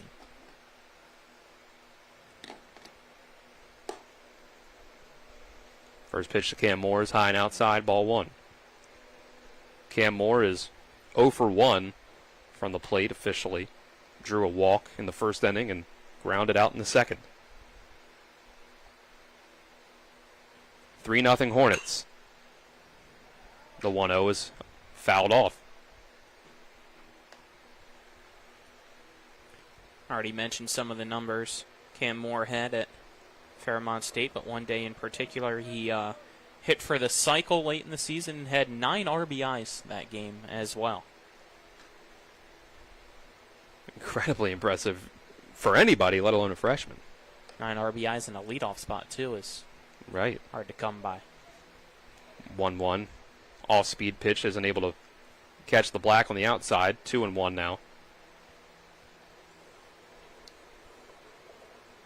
Fastball. This time it does catch the corner. Evens things up at 2-2. Runner on second, no outs for the Hornets, trying to extend their 3-0 lead over Waynesboro.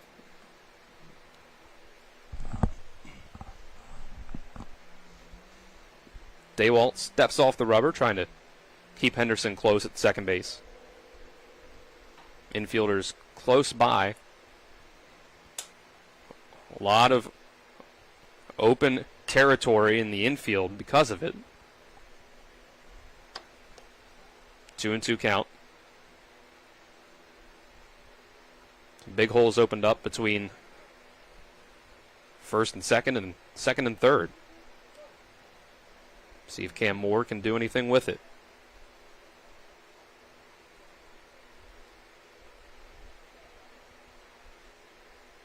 Here's the next pitch. He's going to hit this one on the ground to first base. It's going to be too far of a run for Daywalt to go and cover. And Cam Moore beats Ethan Early to first base, so it's an infield single. Yeah, Early not happy with his pitcher Daywalt there because it never really looked like he attempted to try to get over to first base to help out Early make the out. So either way, the runner was going to move over and Henderson from second to third, but now it's still nobody out, and you have runners on the corners instead of one out and just a runner on third that you had to worry about. Just a bit of a mental lapse by Daywalt. We know Post 14's aggressive on the base pass, so I wouldn't be surprised if Moore's trying to get the second at some point during this at-bat. Yeah, with no outs, Moore has speed. J.J. Pavanelli steps up. No one going on the first pitch. It's low, bounces in front of the catcher. For ball one, Pavanelli had himself a single in his last at-bat. Struck out in his first one. Makes him 1 for 2 on the day.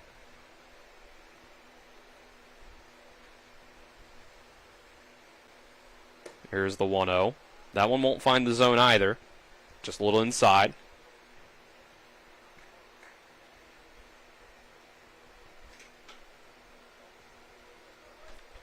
Runners on the corners. No outs. 3-run lead for the Hornets, and they're trying to add on to it. Off-speed pitch will find the zone for strike one.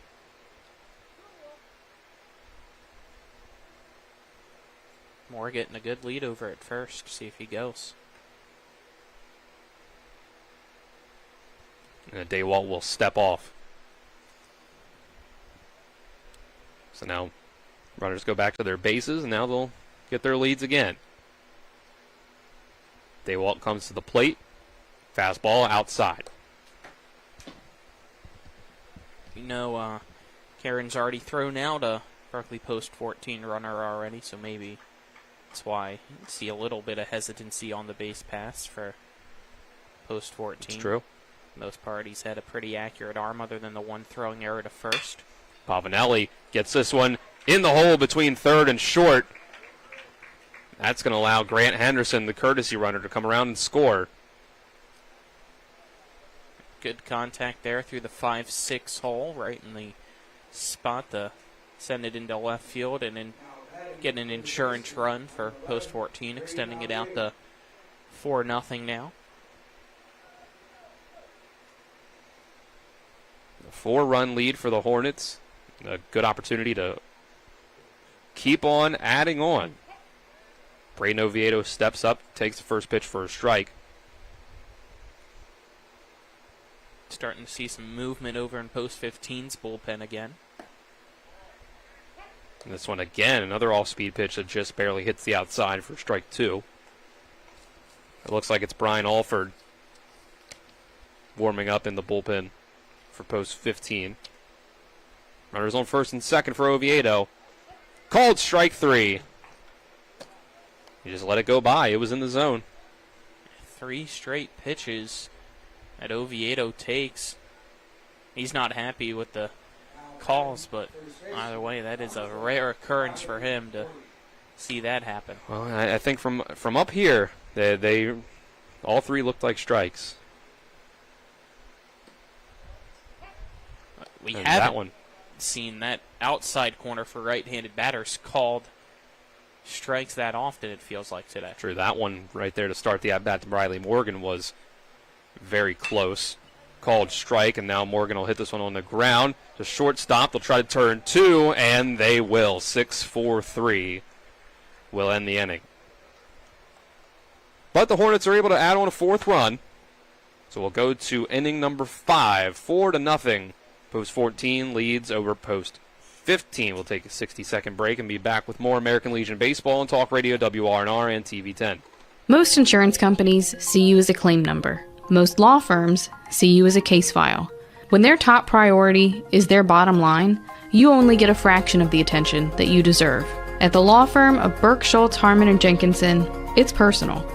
We listen to our clients to see the whole picture, because every part of you is important.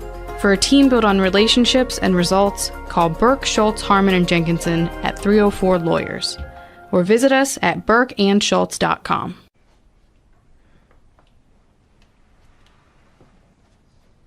Really? Yeah. I'm gonna call my parents. Dad, come over. The brisket's done. The Traeger Connected Experience. Everything you need for epic flavor, and then some. Shop now and save at Orsini's today. Here to the top of the 5th. Brought to you by L.A. Roberts Jewelers, committed to excellence in quality, design, and craftsmanship. Located at 146 North Queen Street in Martinsburg. Another new pitcher for the Hornets of post 14, Jason Myers. Coach Tobin said before the game that we would see both Musselman pitchers in this one. We saw Connor Chansey take the 3rd inning. Lane DeLauder took the 4th. Now Jason Myers will take the 5th after 2 strong innings of work from Caleb Fletcher to start things off. In this 4-0 ball game, post 14 looks to hold on to their 4-run lead. Yeah, combined shutout, so the pitching has definitely been the strength, like we anticipated so far for Berkeley post 14. Combined, just 1 hit and 2 walks allowed by the Hornets. Dylan Bishop and Colin McLaughlin with you on the call for Talk Radio WRNR and TV 10. John Alderton's our on-site producer, and Nick Verzolini is back at the studio here from P.O. Faulkner Park, 4-0, post 14 over post 15. So Waynesboro tries to get back into this one. First pitch to Mason Gokenauer is a ball in the dirt.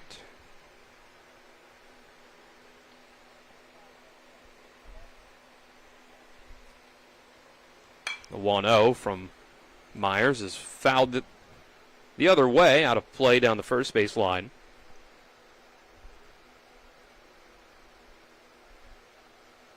It's the start of the Berkeley post 14 season. We'll see him again next week for a home game. 1-1 comes in high. Saw Jason Myers close out last season for post 14. to win them the state championship game. Swing and a miss on this pitch for strike 2. See how long Meyer stays in the game, even with a good pitching performance. Coach Tobin said we may see Owen Rupenthal if need be. Here's a lined ground ball on the shortstop. That's Carson Buber making the play for the first out. So some more defensive changes for the Hornets. Carson Buber now at shortstop. Grant Henderson at second base. Yep, the rest of the defensive positions, of course, you got Myers on the mound, Smith behind home plate. First base, you have Owen Rupenthal, as that pitch was a strike, as Dylan said. Henderson at second, Buber at short, Oviedo at third. Poltar in left, Canby still in center, Moore still in right. So a lot of changes here as the lead's gotten up to 4. There's a 1-1 count now to Nate Nystrom, who struck out looking his first time around. And that one will be low. Counts 2-1.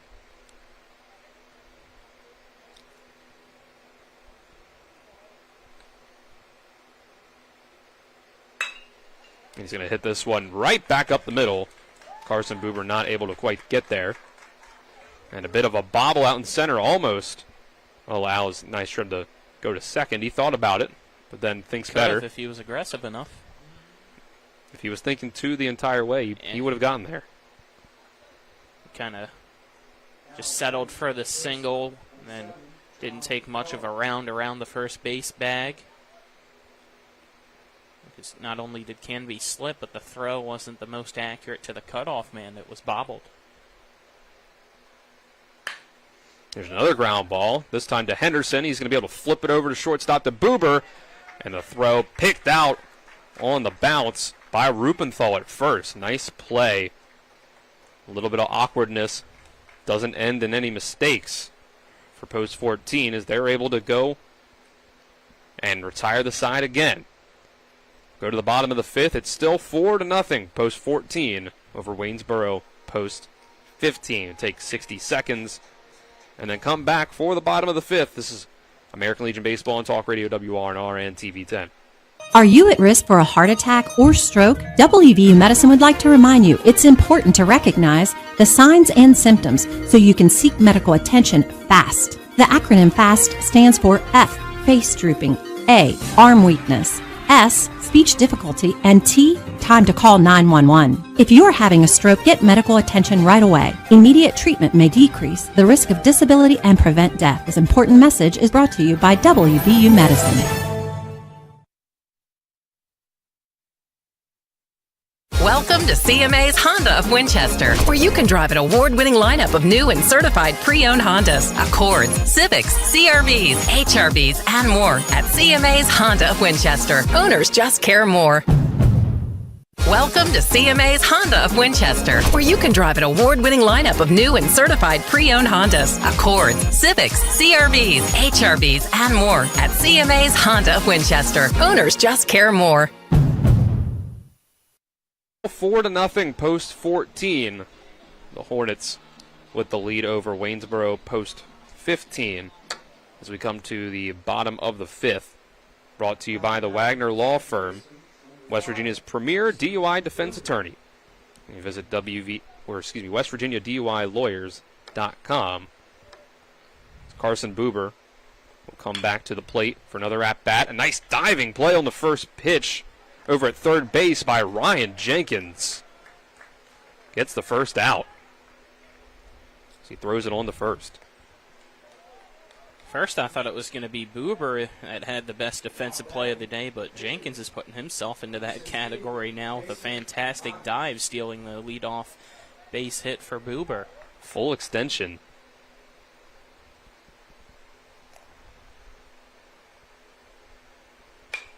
Now first pitch of the first at-bat for Jason Myers. It's going to be popped up high into the sky in the left field, where Nate Nystrom will be under it for out number 2. 2 pitches, 2 outs.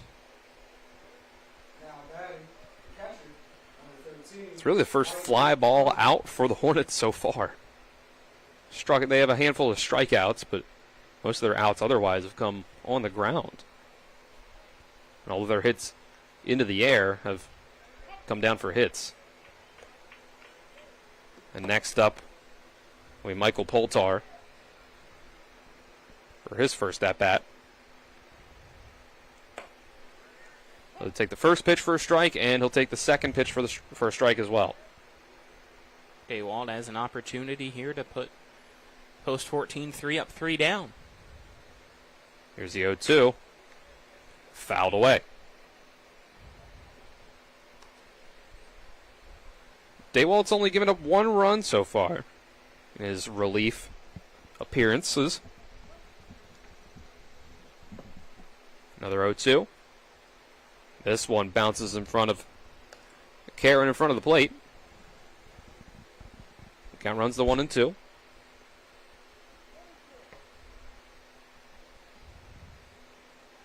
Now the next one is another one that bounces in front. Count runs to 2-2. Got a little more action over in the Waynesboro bullpen. Brian Alford still warming up, as he has been for an inning or so. And again, 3 pitches in a row that have bounced in front of the plate. The counts were gone from 0-2 to 3-2. Yeah, it's been that same breaking ball that Daywalt has just struggled to get there. It was up in the count 0-2. Payoff pitch to the number 9 batter. It's going to be lined, and another play by Ryan Jenkins. Deja vu. Dives and makes the play for out number 3. Just got to tip your cap to Ryan Jenkins this inning. And with that, 3 up, 3 down, we'll go to the 6th. It's post 15. Down 4-0. Just has 6 outs to go. Take 60 seconds and be back with more American Legion baseball here on Talk Radio WRNR and TV 10. The Skinner family has been representing West Virginians for more than 50 years. We've changed the name of our firm to Skinner Accident and Injury Lawyers because we want to be clear about what we do. We represent people who have been in car, truck, and other catastrophic accidents. We're here to be a voice for the injured and vulnerable, and we take that job seriously with deep commitment to serving our clients wherever they are. Just Google Skinner Accident Lawyer or visit SkinnerWins.com. We'll treat you like family.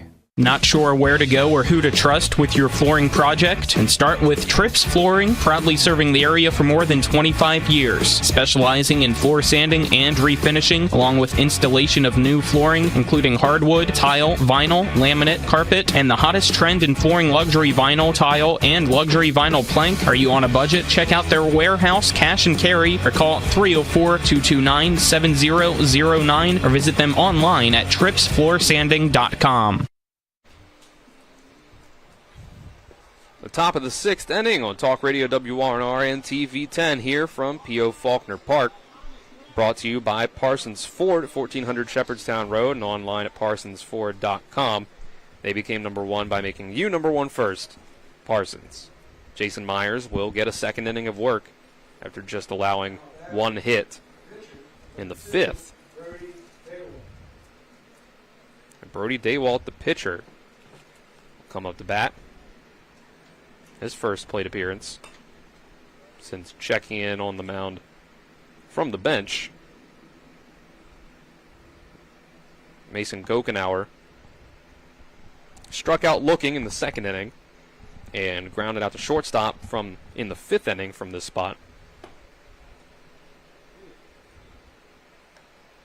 Looks like that one just missed low, I guess. Excuse me, this is actually a Blake Daywalt spot in the lineup. Daywalt struck out swinging in his 1 at-bat. Counts 2-1. Got Mason Gokenauer moved to center field, and it was Daywalt that checked out after Shiflett moved from center to right. Ball 3 inside. 3-1 count to Brody Daywalt.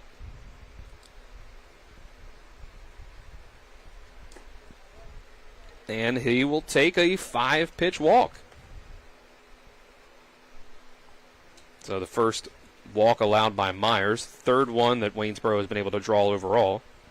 Looks like we might see another pitcher at some point for post 14, trying to see who that is, doing some stretching over behind the dugout. First pitch to Gunnar Shiflett is a strike. I think I saw Riley Morgan grabbing Sifford to go warm up. Coach Tobin did say that we would see him. So that should be your closer for the 7th inning if all goes well for Jason Myers. As this next pitch is a swing and a miss for strike 2.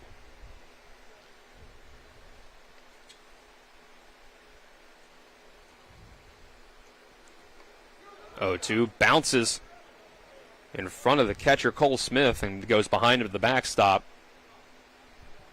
So that'll allow Daywalt to go to second. Yeah, that was a weird hop. It looked like it might have got a piece of his chest protector and then went in between his legs to the backstop. Yeah. Here's the 1-2. Strike 3 called on the outside. Shiflett reacted to that as if it wasn't strike 3, but we've seen that reaction from a few batters on that outside corner for righties. And I don't even necessarily mean that he thought it was a ball. He almost reacted as if it was strike 2. It just kind of took him a second to leave the box. Okay. That's how I took it, at least. Tyler Karen steps back in. He's going to hit this one on the ground. Oviedo coming in from third on the left side to get it. Third Rupenthal at first. Well in time for out number 2, but the runner does move over to third.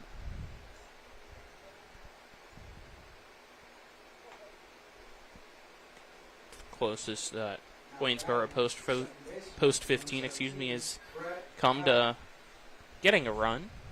Runner now 90 feet away.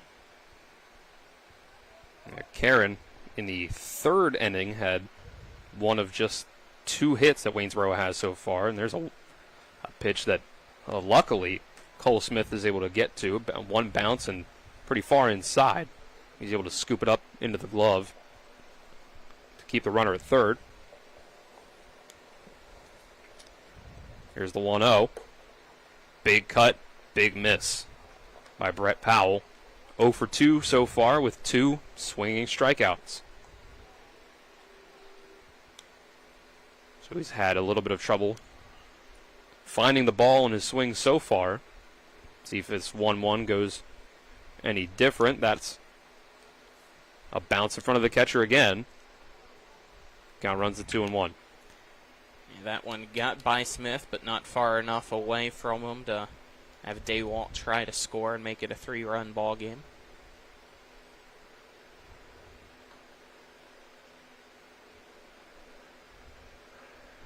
Here's Myers' throw. Fastball again low. Counts now 3-1. Myers really working the bottom of the strike zone here. Still a 4-0 lead for post 14. Runner on third base here with 2 outs. In the top of the 6th. Just 4 outs to go for Waynesboro to make up 4 runs. The 3-1. Inside, ball 4. So Myers has gotten himself into a bit of a jam. But at the very least, silver lining is got to force out at second base now if need be. Ethan Early comes to the plate. 0 for 1 with a line out and a walk. He made some of the best contact of the day so far for post 15. First pitch breaks too far, bounces for ball 1. That contact wasn't a hit. It was the leaping play by Buber in the first inning. The 1-0, and this time the contact is good again and finds green grass for a hit. It's going to be an RBI single for Ethan Early. Cuts the lead to 4-1 for post 14. Yeah, you can see Myers was starting to get a little frustrated with his command of his breaking ball, so he decides just to settle with a fastball and early waited, sat on it perfectly as it was grooved right down the middle to make it a 4-1 ball game. That'll bring up Ryan Jenkins, grounded into a double play last time. He'll take the first pitch just barely outside. Jenkins drew a walk in his first at-bat in inning number 2. The only batter that Caleb Fletcher faced that wasn't retired. This is the first bit of adversity that we've seen a post-14 pitcher have to face today. Here's another grounder to Buber, who bobbles it. He's going to have to try to make the play to first. He's not going to be able to. Bounces in front of Rupenthal. Now the runner's going to be able to come home, and they're not going to have a play there. Try to go over to third to get early, but that's not going to be in time. So the lead's cut down to 4-2 after the error by Buber. Yeah, it was so close to being a third straight inning, ending in a double play, but Buber just unable to handle that one, and now the defense stays out there. We'll see if Myers is able to just get over it quickly, reset, and get the job done himself. So both these runs have come with 2 outs. So my apologies there of a inning-ending double play, though incorrectly since there's 2 outs. You can try to get a 4th out if you want, but doesn't carry. It's not going to do you much good. Mason Gokenauer steps to the plate with runners on the corners. He's going to pop this one up towards Grant Henderson at second base, who will make the play to strand the tying runs on base. Waynesboro does cut the lead in half. So Berkeley post 14 will come up in the bottom of the second with just a 2-run lead now at 4-2. They'll try to extend that for the last time before trying to get the last 3 outs on Waynesboro in the top of the 7th. Take a 60-second break, and we'll be back at the bottom of the 6th. This is American Legion Baseball on Talk Radio WRNR and TV 10. The Skinner family has been representing West Virginians for more than 50 years. We've changed the name of our firm to Skinner Accident and Injury Lawyers because we want to be clear about what we do. We represent people who have been in car, truck, and other catastrophic accidents. We're here to be a voice for the injured and vulnerable, and we take that job seriously with deep commitment to serving our clients wherever they are. Just Google Skinner Accident Lawyer or visit SkinnerWins.com. We'll treat you like family. Mother Shuckers. Fresh Florida stone crab straight from the boat to your throat. Blue crabs, king, snow, Dutchness, all available year-round.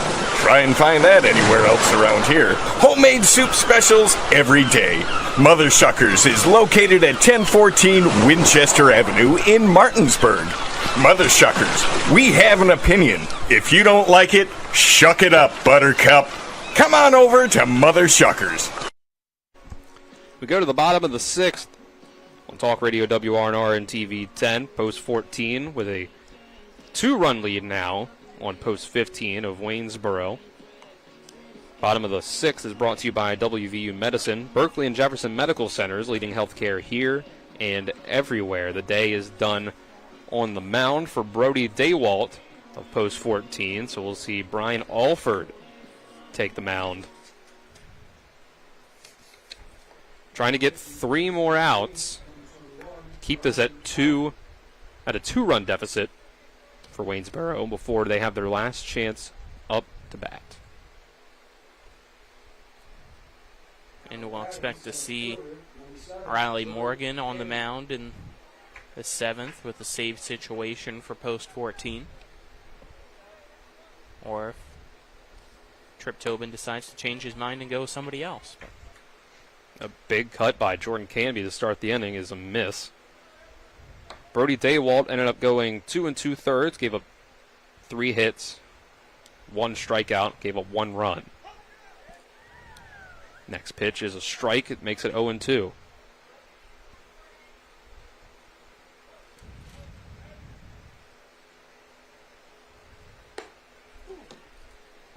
The 0-2 is high up near the eyes of Canby, makes it a 1-2 count.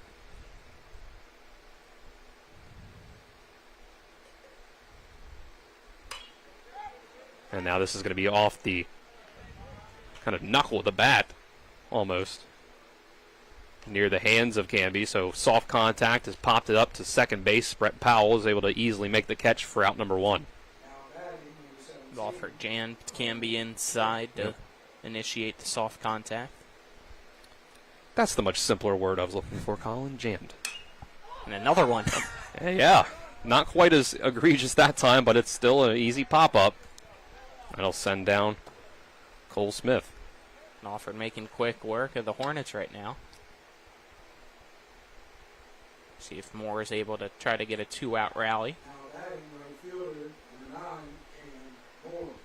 So Cam Moore, 1 for 2 in 3 plate appearances so far. We'll try to keep the inning going. So the post 14 has a little more insurance. First pitch is wide for ball 1.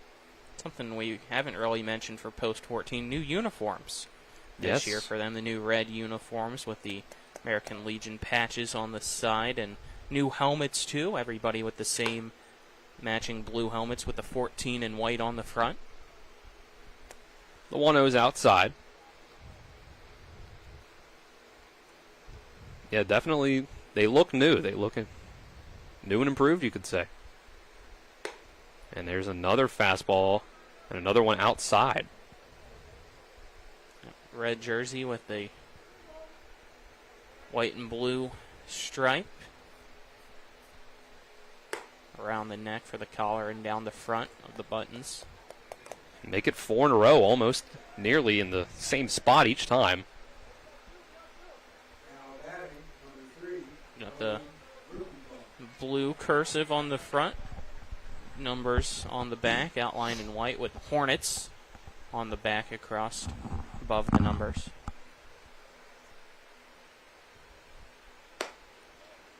There's another one out of the zone. Makes it 5 straight outside of the zone. So Owen Rupenthal is at the plate for his first at-bat. And there's another one outside. Now Alford was making quick work and now started to struggle. The lefty versus lefty. This time, there's a strike. Brings the count to 2-1.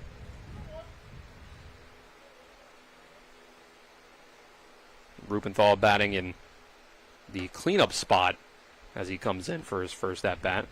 2-1 is high for ball 3. This was Pavanelli's spot in the order, who ended up going 2 for 3 with an RBI, 2 singles, as there's another walk, ball 4.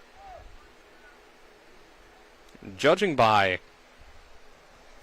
who Waynesboro has available, they really need Alford to be able to get out of this inning, because they don't have anyone left on the bench, so otherwise they would have to go to a pitcher who's in the field, which doesn't seem like what they want to do, considering both their relief pitchers have come off the bench so far today.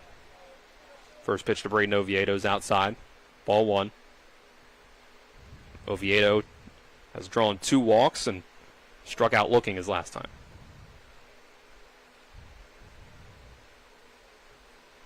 Here's 1-0. This one's bounces and goes between the legs of the catcher, but no movement. The runners stay at first and second in this 4-2 game. Yeah, Karen got saved by the home plate umpire, and that hit his feet and kept it close enough to keep the base runners at first and second. 2-0 from Alford is high and inside, runs up near the shoulder of Oviedo for a 3-0 count. Alford readies quickly, throws inside again, and missing to that same side pretty much every time, no matter lefty or righty. Let's make it 3 straight walks to load the bases. Yep, we'll get a mound visit as a result. So.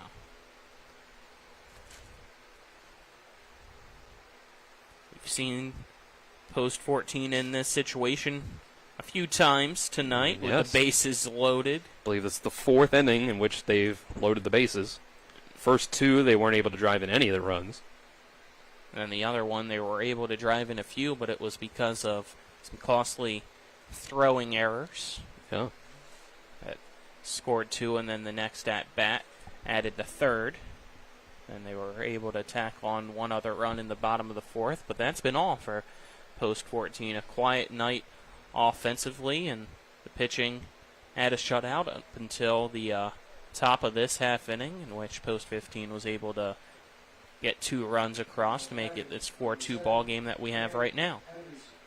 Now we'll see what Grant Henderson can do for Berkeley Post 14.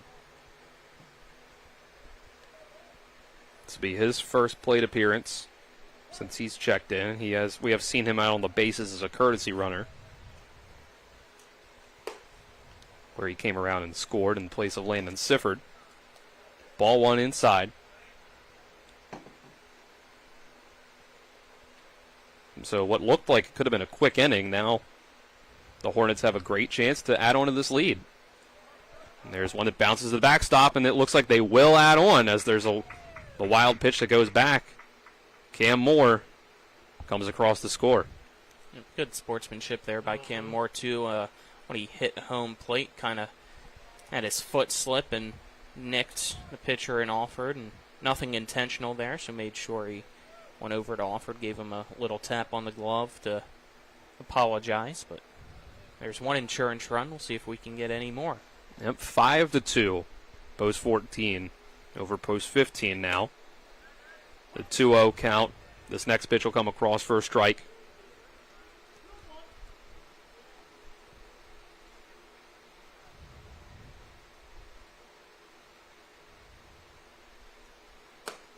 And here's the next pitch across for a strike as well.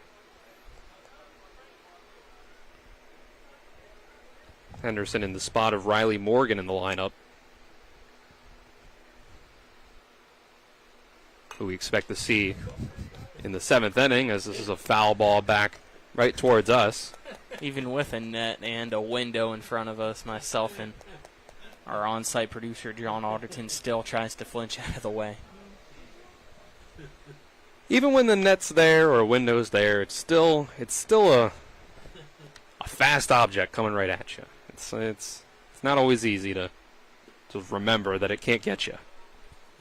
As the next pitch bounces in front of the catcher. I was always taught it's a cardinal sin for broadcasters. You should know it's not coming. You're safe. You don't need to flinch.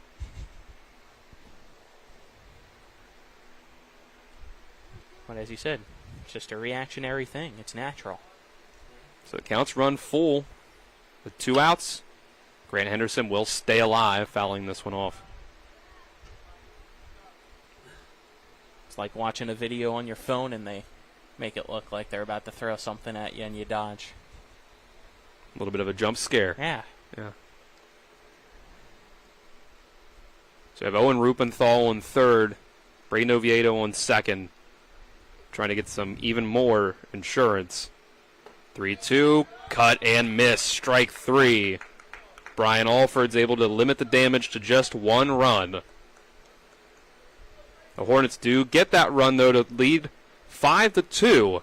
As we go to the top of the 7th, there'll be 3 outs left to go to get 3 runs for Waynesboro Post 15. After the 60-second break, we'll see what Post 15 is able to do. This is American Legion Baseball on Talk Radio WRNR and TV 10. Life is evolving. Over the past decade, the way we do almost everything has changed. Get on your phone, see something you like, click on it, and it shows up at your door. Why should the way you have your car serviced be any different? Why waste your time going to a dealership service department when Hagerstown Ford and Hancock Chevrolet will come to you? They service all makes, all models, and offer full parts and labor warranties. Hagerstown Ford and Hancock Chevrolet will come to your door or office and service your vehicle while you're doing what you need to be doing, conducting that business meeting or mowing the lawn. Why take time out of your busy schedule when you don't have to? Hagerstown Ford and Hancock Chevrolet's friendly, knowledgeable staff will come to you where you live or where you work for full service maintenance, from oil changes to tire rotations, brakes, batteries, multi-point inspections. They handle it all. Hagerstown Ford and Hancock Chevrolet is committed to delivering the best of the best to their customers. Trust them to service your vehicle where you're at home or at work. Skip the time-consuming and terminal wait at the dealership. Schedule your appointment at fordofhagerstown.com or hancockchevy.com. We've reached the 7th and final inning from P.O. Faulkner Park. Dylan Bishop and Colin McLaughlin here on the call for Talk Radio WRNR and TV10. Our on-site producer is John Alderton, and back at the studio is Nick Verzolini. It's a 5-2 lead for the Berkeley Post 14 Hornets over Post 15 of Waynesboro. It'll be the 6, 7, 8 hitters for Waynesboro. Their last-ditch effort to get back into this game, keep themselves alive or take the lead. Down 5-2. Riley Morgan up on the mound now for Post 14. Trying to close things out, get the save. And his first pitch will be to Nate Nystrom, the left fielder. A lefty in the batter's box as well, so we have a lefty versus lefty matchup. The southpaw Morgan throws one and gets another swing and miss. Nate Nystrom down 0-2 very quickly. And here's the 0-2. It's a ball outside that dropped out of the glove of Cole Smith. I guess he thought maybe it could have been strike 3 since it was dropped, and it took a step or two running towards first base, but now we'll get drop third strike. Swinging and missing is Nystrom. The throw down by Smith, the first for the out. There's one strikeout for Riley Morgan, and we know how lights out he can be on the mound. He had 70 strikeouts for Jefferson this year, and all 70 of those only coming in 39 innings pitched. So the first pitch to John Call is in for a strike. When you see Morgan out on the mound, you know getting a runner on will be very tough to come by. Probably one of the toughest in the area. The 0-1 is outside and high for ball one.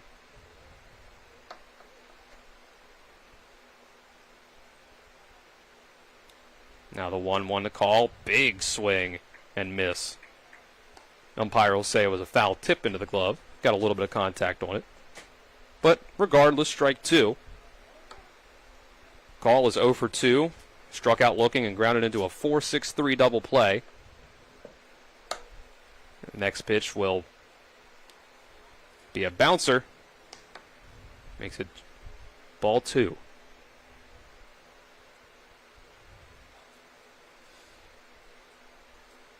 Calling that pitch a bouncer makes it sound pretty tough, doesn't it? You know? Strike 3 called. Swing and miss. Out number 2. Bouncer or no bouncer, all I know is I don't want to mess with any pitches from Riley Morgan. No, they will. You will be quickly be escorted out of the club when Riley Morgan is up to pitch, more likely than not. Now Berkeley Post 14 is 1 out away from escorting Waynesburg Post 15 out of here, getting win number 1 of the season. And here in the pitcher spot in the lineup now, Brian Alford squared around the bunt first pitch, and now he's going to do it again, but both times pulls back for pitches outside. Balls 1 and 2. Interesting approach with only 1 out left in the ball game and down by 3. Strike 1. Well, as I mentioned earlier, there's no one off the bench for Waynesboro left after they only had 2. And they both came into pitch, so I just mean squaring around a bunt. Right. The point I was about to get to, we don't know if Brian Alford's known to be a PO, pitcher only. So perhaps this is viewed as his best way to try to get on base. Is lay down a great bunt. Final strike. So 2 and 2. He's going to swing through and miss.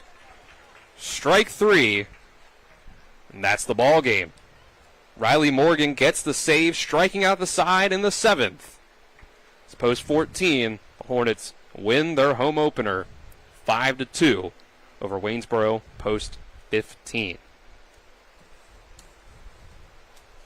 And the top of the 7th was brought to you by Hagerstown Ford, revolutionizing the car buying experience. Go to fordofhagerstown.com. We'll take a 2-minute break, and we'll get into our post game here on Talk Radio WRNR and TV 10 after the victory by the Hornets in their home openers. American Legion Baseball on Talk Radio WRNR and TV 10. Remember when you were a little kid and saw your first deer? Oh, how cute. As an adult, maybe you've had a different experience. Where'd that come from? Bambi mess up your dream machine? Call Cody's Auto Body today at 304-901-4777 and get the work done right the first time. Cody's Auto Body, 851 Wilson Street in Martinsburg, has a team of auto body professionals with a lifetime of experience putting your ride back together again, regardless of how it got that way. Cody's Auto Body. When you're looking for the perfect gift, look no further than L.A. Roberts Jewelers at 146 North Queen Street in downtown Martinsburg. Choose from a huge selection of unique items, from the finest diamonds that make your eyes sparkle to exquisite timepieces, figurines, and collectibles. Buying from L.A. Roberts Jewelers means that you've made the decision to do business with people who've excelled in the industry for more than 100 years. They'll be here tomorrow when you need them, and if you need your jewelry or your watch repaired, they'll do that too. L.A. Roberts in downtown Martinsburg. Old World Jewelers for a new age.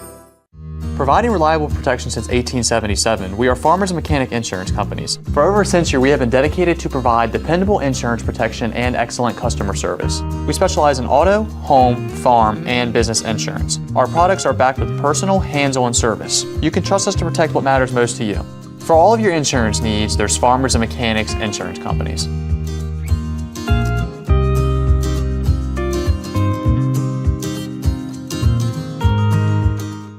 Do you have someone in a nursing home, or are you worried about somebody you love going into a nursing home? The law firm of Daniel Staggers can protect your assets. Call the law firm of Daniel Staggers today at 304-267-3915. The Daniel Staggers Law Firm does elder care law, estate planning, and special needs trusts for disabled children and family members. Visit the Daniel Staggers Law Firm for your initial free consultation at 133 East John Street in Martinsburg. The Daniel Staggers Law Firm, when you need asset protection for you or for a family member. Welcome into the Palace Lounge post-game show on Talk Radio WRNR and TV 10. Brought to you by the Palace Lounge on Edwin Miller Boulevard in Martinsburg, with a full lunch and dinner menu with daily specials and a clean, comfortable atmosphere. Check out the menu on the Palace Lounge Facebook page. Post 14, Berkeley Hornets get the win over Post 15, Waynesboro, 5-2. As no pitcher for Post 14 goes more than 2 innings, as Tripp liked to put it. And I have to admit, it's the first person I ever heard use this phrase, Johnny Holstaff. I learned that one from Tripp, and I really enjoy it. Caleb Fletcher goes 2 innings. Connor Chansey goes 1. Lane DeLauder goes 1. Jason Myers goes 2. And Riley Morgan gets the save in the 7th by striking out the side. They give up a total of 3 hits, strike out a total of 12, and only give up 4 walks and 1 run. Game summary brought to you by the Mansion Ferretti Law Firm in Martinsburg, where it's about seeking justice for you. Go to wvjusticelawyers.com. For Waynesboro, they were able to get 6 hits as part of their, this is Post 14, able to get 5 runs, 6 hits, made 1 error along the way. And on the other side, it was 3 hits, 1 run on 3 hits, and 1 error for Post 15 Waynesboro. Collins down on the field right now trying to grab Tripp Tobin and a player of the game, which in a game where it's pretty hard to decide who the player of the game is, as I mentioned, the pitching staff there, and the hitting also was pretty spread out. I'd say only 6 hits for Post 14. They drew 11 walks. It's part of their 5-run day on offense. Game stats brought to you by Hagerstown Ford, revolutionizing the car buying experience. You can visit them online at fordofhagerstown.com. We'll take a look around the scorebook for Post 14, what they were able to do today. Jordan Canby led off, and he went with a walk, hit by pitch, ground out, and pop up in his at-bats. Then it was Landon Sifford who came to the plate, batting in the 2 spot. He was able to draw a walk, struck out looking, then had a double. Cole Smith came in and popped up in that spot. Cam Moore on the day ended up going 1 for 2, drew 2 walks and had a single. J.J. Pavanelli got himself 2 singles and an RBI in his at-bats. Owen Rupenthal drew a walk later in that spot in the order. Braden Oviedo drew 3 walks today and then struck out looking once, so officially 0 for 1 in the books, but got himself on base 3 times. Riley Morgan lined out to third base, got himself a sacrifice bunt, grounded into a 6-4-3 double play before Grant Henderson came up and struck out in that spot in the order in his only at-bat. Carson Buber got himself a triple and then walked and came across a score in his second at-bat, then grounded out 5-3. One of the nice plays made by Ryan Jenkins over at third base so far today, or in the whole game today. Caleb Fletcher struck out in his only at-bat in the 8th spot in the order. Then Sven Dupree grounded what would have been a ground out, but then came up to the plate and tried to suicide squeeze, and while the play was made at home on the putout, the throw over to first was an error, and that's what allowed 2 runs to score to start things out. Start out the day of scoring for post 14. Then he flew out to left field. Cole Lewis in the 9 spot was able to get himself a double in his second at-bat after being hit by a pitch. Stolen base as well, and grounded out 5-3. And we've got ourselves our player of the game. So I make sure I plug in our extra headset. Make sure we can hear the man. There's your headset. Go ahead. J.J. Pavanelli. How you doing? On the day, we got you down for 2 singles and RBI, making a debut for post 14. How did it feel out there today? Oh, it's good. I'm just glad to get back out there. It's been about a month since playing in college, so I'm just excited for the season. We got a really good group of guys, so I think we're going to do really well. So, I was talking with Tripp about bringing you up here, just talk a little bit about, for you, the comfort being back here, home, and being a part of this post-14 program. It's great. I mean, as I said, we got a good group. We all gel really well.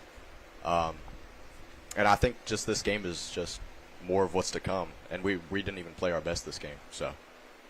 What does it mean for Tripp to be able to throw you out there in the cleanup spot and at shortstop right away in your first game with the team? Yeah, that means a lot to me.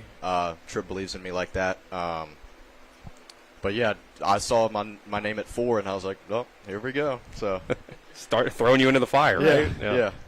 But nah, it was good. Overall, how do you think the first game went for the team, and what are some things in your mind that yourself can maybe improve on and the team can improve on? Yeah, I think it went good for our first game. I think our hitting, I mean, that's going to come. It's our first game in however long. I mean, guys haven't played in a while, so I believe that's going to come on later. I mean, I think our fielding was great. We got a really good field. But, yeah, besides hitting, I think we're good. We're going to do really good this season. If you, I know it's early, got the 1 game out here, but does it feel like if there were an identity to this team, what it might be early on so far? Tripp has mentioned pitching, and obviously that came to fruition here today. Sure. Yeah, I definitely agree with that. I mean, we got a loaded staff, really. I mean, we got Lane, we got Chansey, we got Caleb. I mean, we got a ton of guys. So I think that'll be like what makes us really special besides our hitting. All right, JJ, appreciate the time. Congrats on the win. Thank you, We'll guys. swap you out here with the Tripp. All right. Tripp Tobin, manager, post 14 Hornets. Good win for you guys, 5-2 in the end. Only 6 hits on the day, but drew 11 walks, and then a great day from your pitching staff. So, how'd you feel about it overall, Tripp? Yeah, I didn't expect us to come out and swing the bat and put big numbers up on the board. There's a tremendous amount of guys in that dugout that haven't had a live at bat in a long time. I mean, you look at especially the college guys. It's been so long since they've had a live at bat. Anybody that wasn't a Martinsburg Bulldog in that lineup. It didn't surprise me that that Boober was on top of it. He's him and Oviedo's and Owen have seen a lot of the least amount of time between live pitching, and then Jefferson, and then as you move down, those guys. It's been a while for those guys that have seen live pitching. So I didn't expect them. I didn't tell them this before the game, but I didn't expect them to tear the cover off the ball tonight and square a lot of them up. But I was pleasantly surprised that they ran the bases well, and we got the hits that we got, and big things to come. You're not going to, very few teams are going to hold down that lineup offensively to 6 hits and a couple runs. So that's going to come, but it's just feel pretty good when you got that many guys. Just keep putting them in there and earn the runs at all, and just put a guy on and the defense doubles them up. So I mean, it's just a phenomenal to stand over there knowing that we didn't need a whole lot of runs to win that game. It does definitely feel good getting a 5-2 win, but at the same time, that there was a chance after chance after chance to get more. A lot of guys, unfortunately, left stranded on base today. Just kind of talk a little bit about maybe how that changes, whether it's just over time when the bats start to come together. As we already stated, it's been a while since these guys were out here for most of them. Yeah, I mean, we didn't play a lot of small ball today. We wanted the guys to swing the bat. There was opportunities where we probably could have bunted a run in. Sven Dupree, he's got a few bats under his belt for the junior team, so I didn't mind as much taking the bat out of his hand because he's been able to swing away. But I didn't want to take the bat out of some of those guys' hands that had an opportunity to get a single or a double or something like that.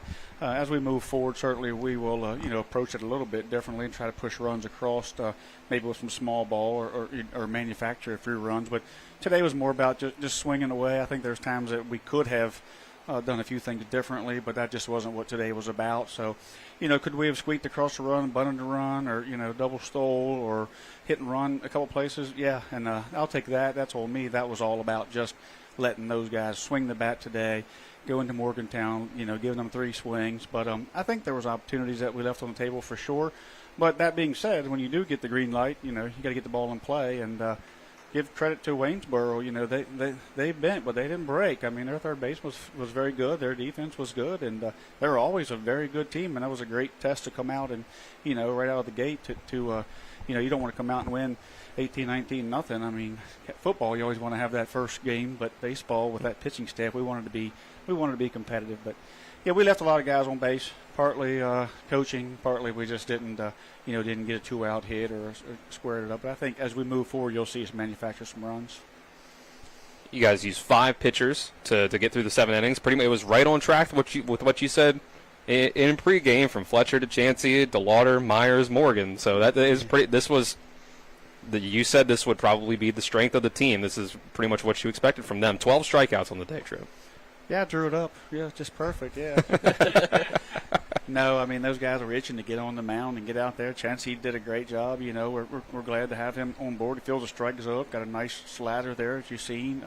Lane needed to get out there and just stretch out a little bit and throw a little bit. And of course, Myers hasn't started a baseball game since we did the Martinsburg game where he got injured, and then he had a couple innings here and there. Then the last time he was on the mound for any longevity was that sectional game, when he was coming off that injury. So we were not 100% sure what we would get with him tonight, but we were pretty confident in his bullpen and in his mental state coming in that he was ready to go. And he said he felt like he had a little more in the tank, and that's good, so it gives him something to work towards. But he's fresh, and he's been coming in years past a little bit sore and stiff and different things, but he appears to be fresh.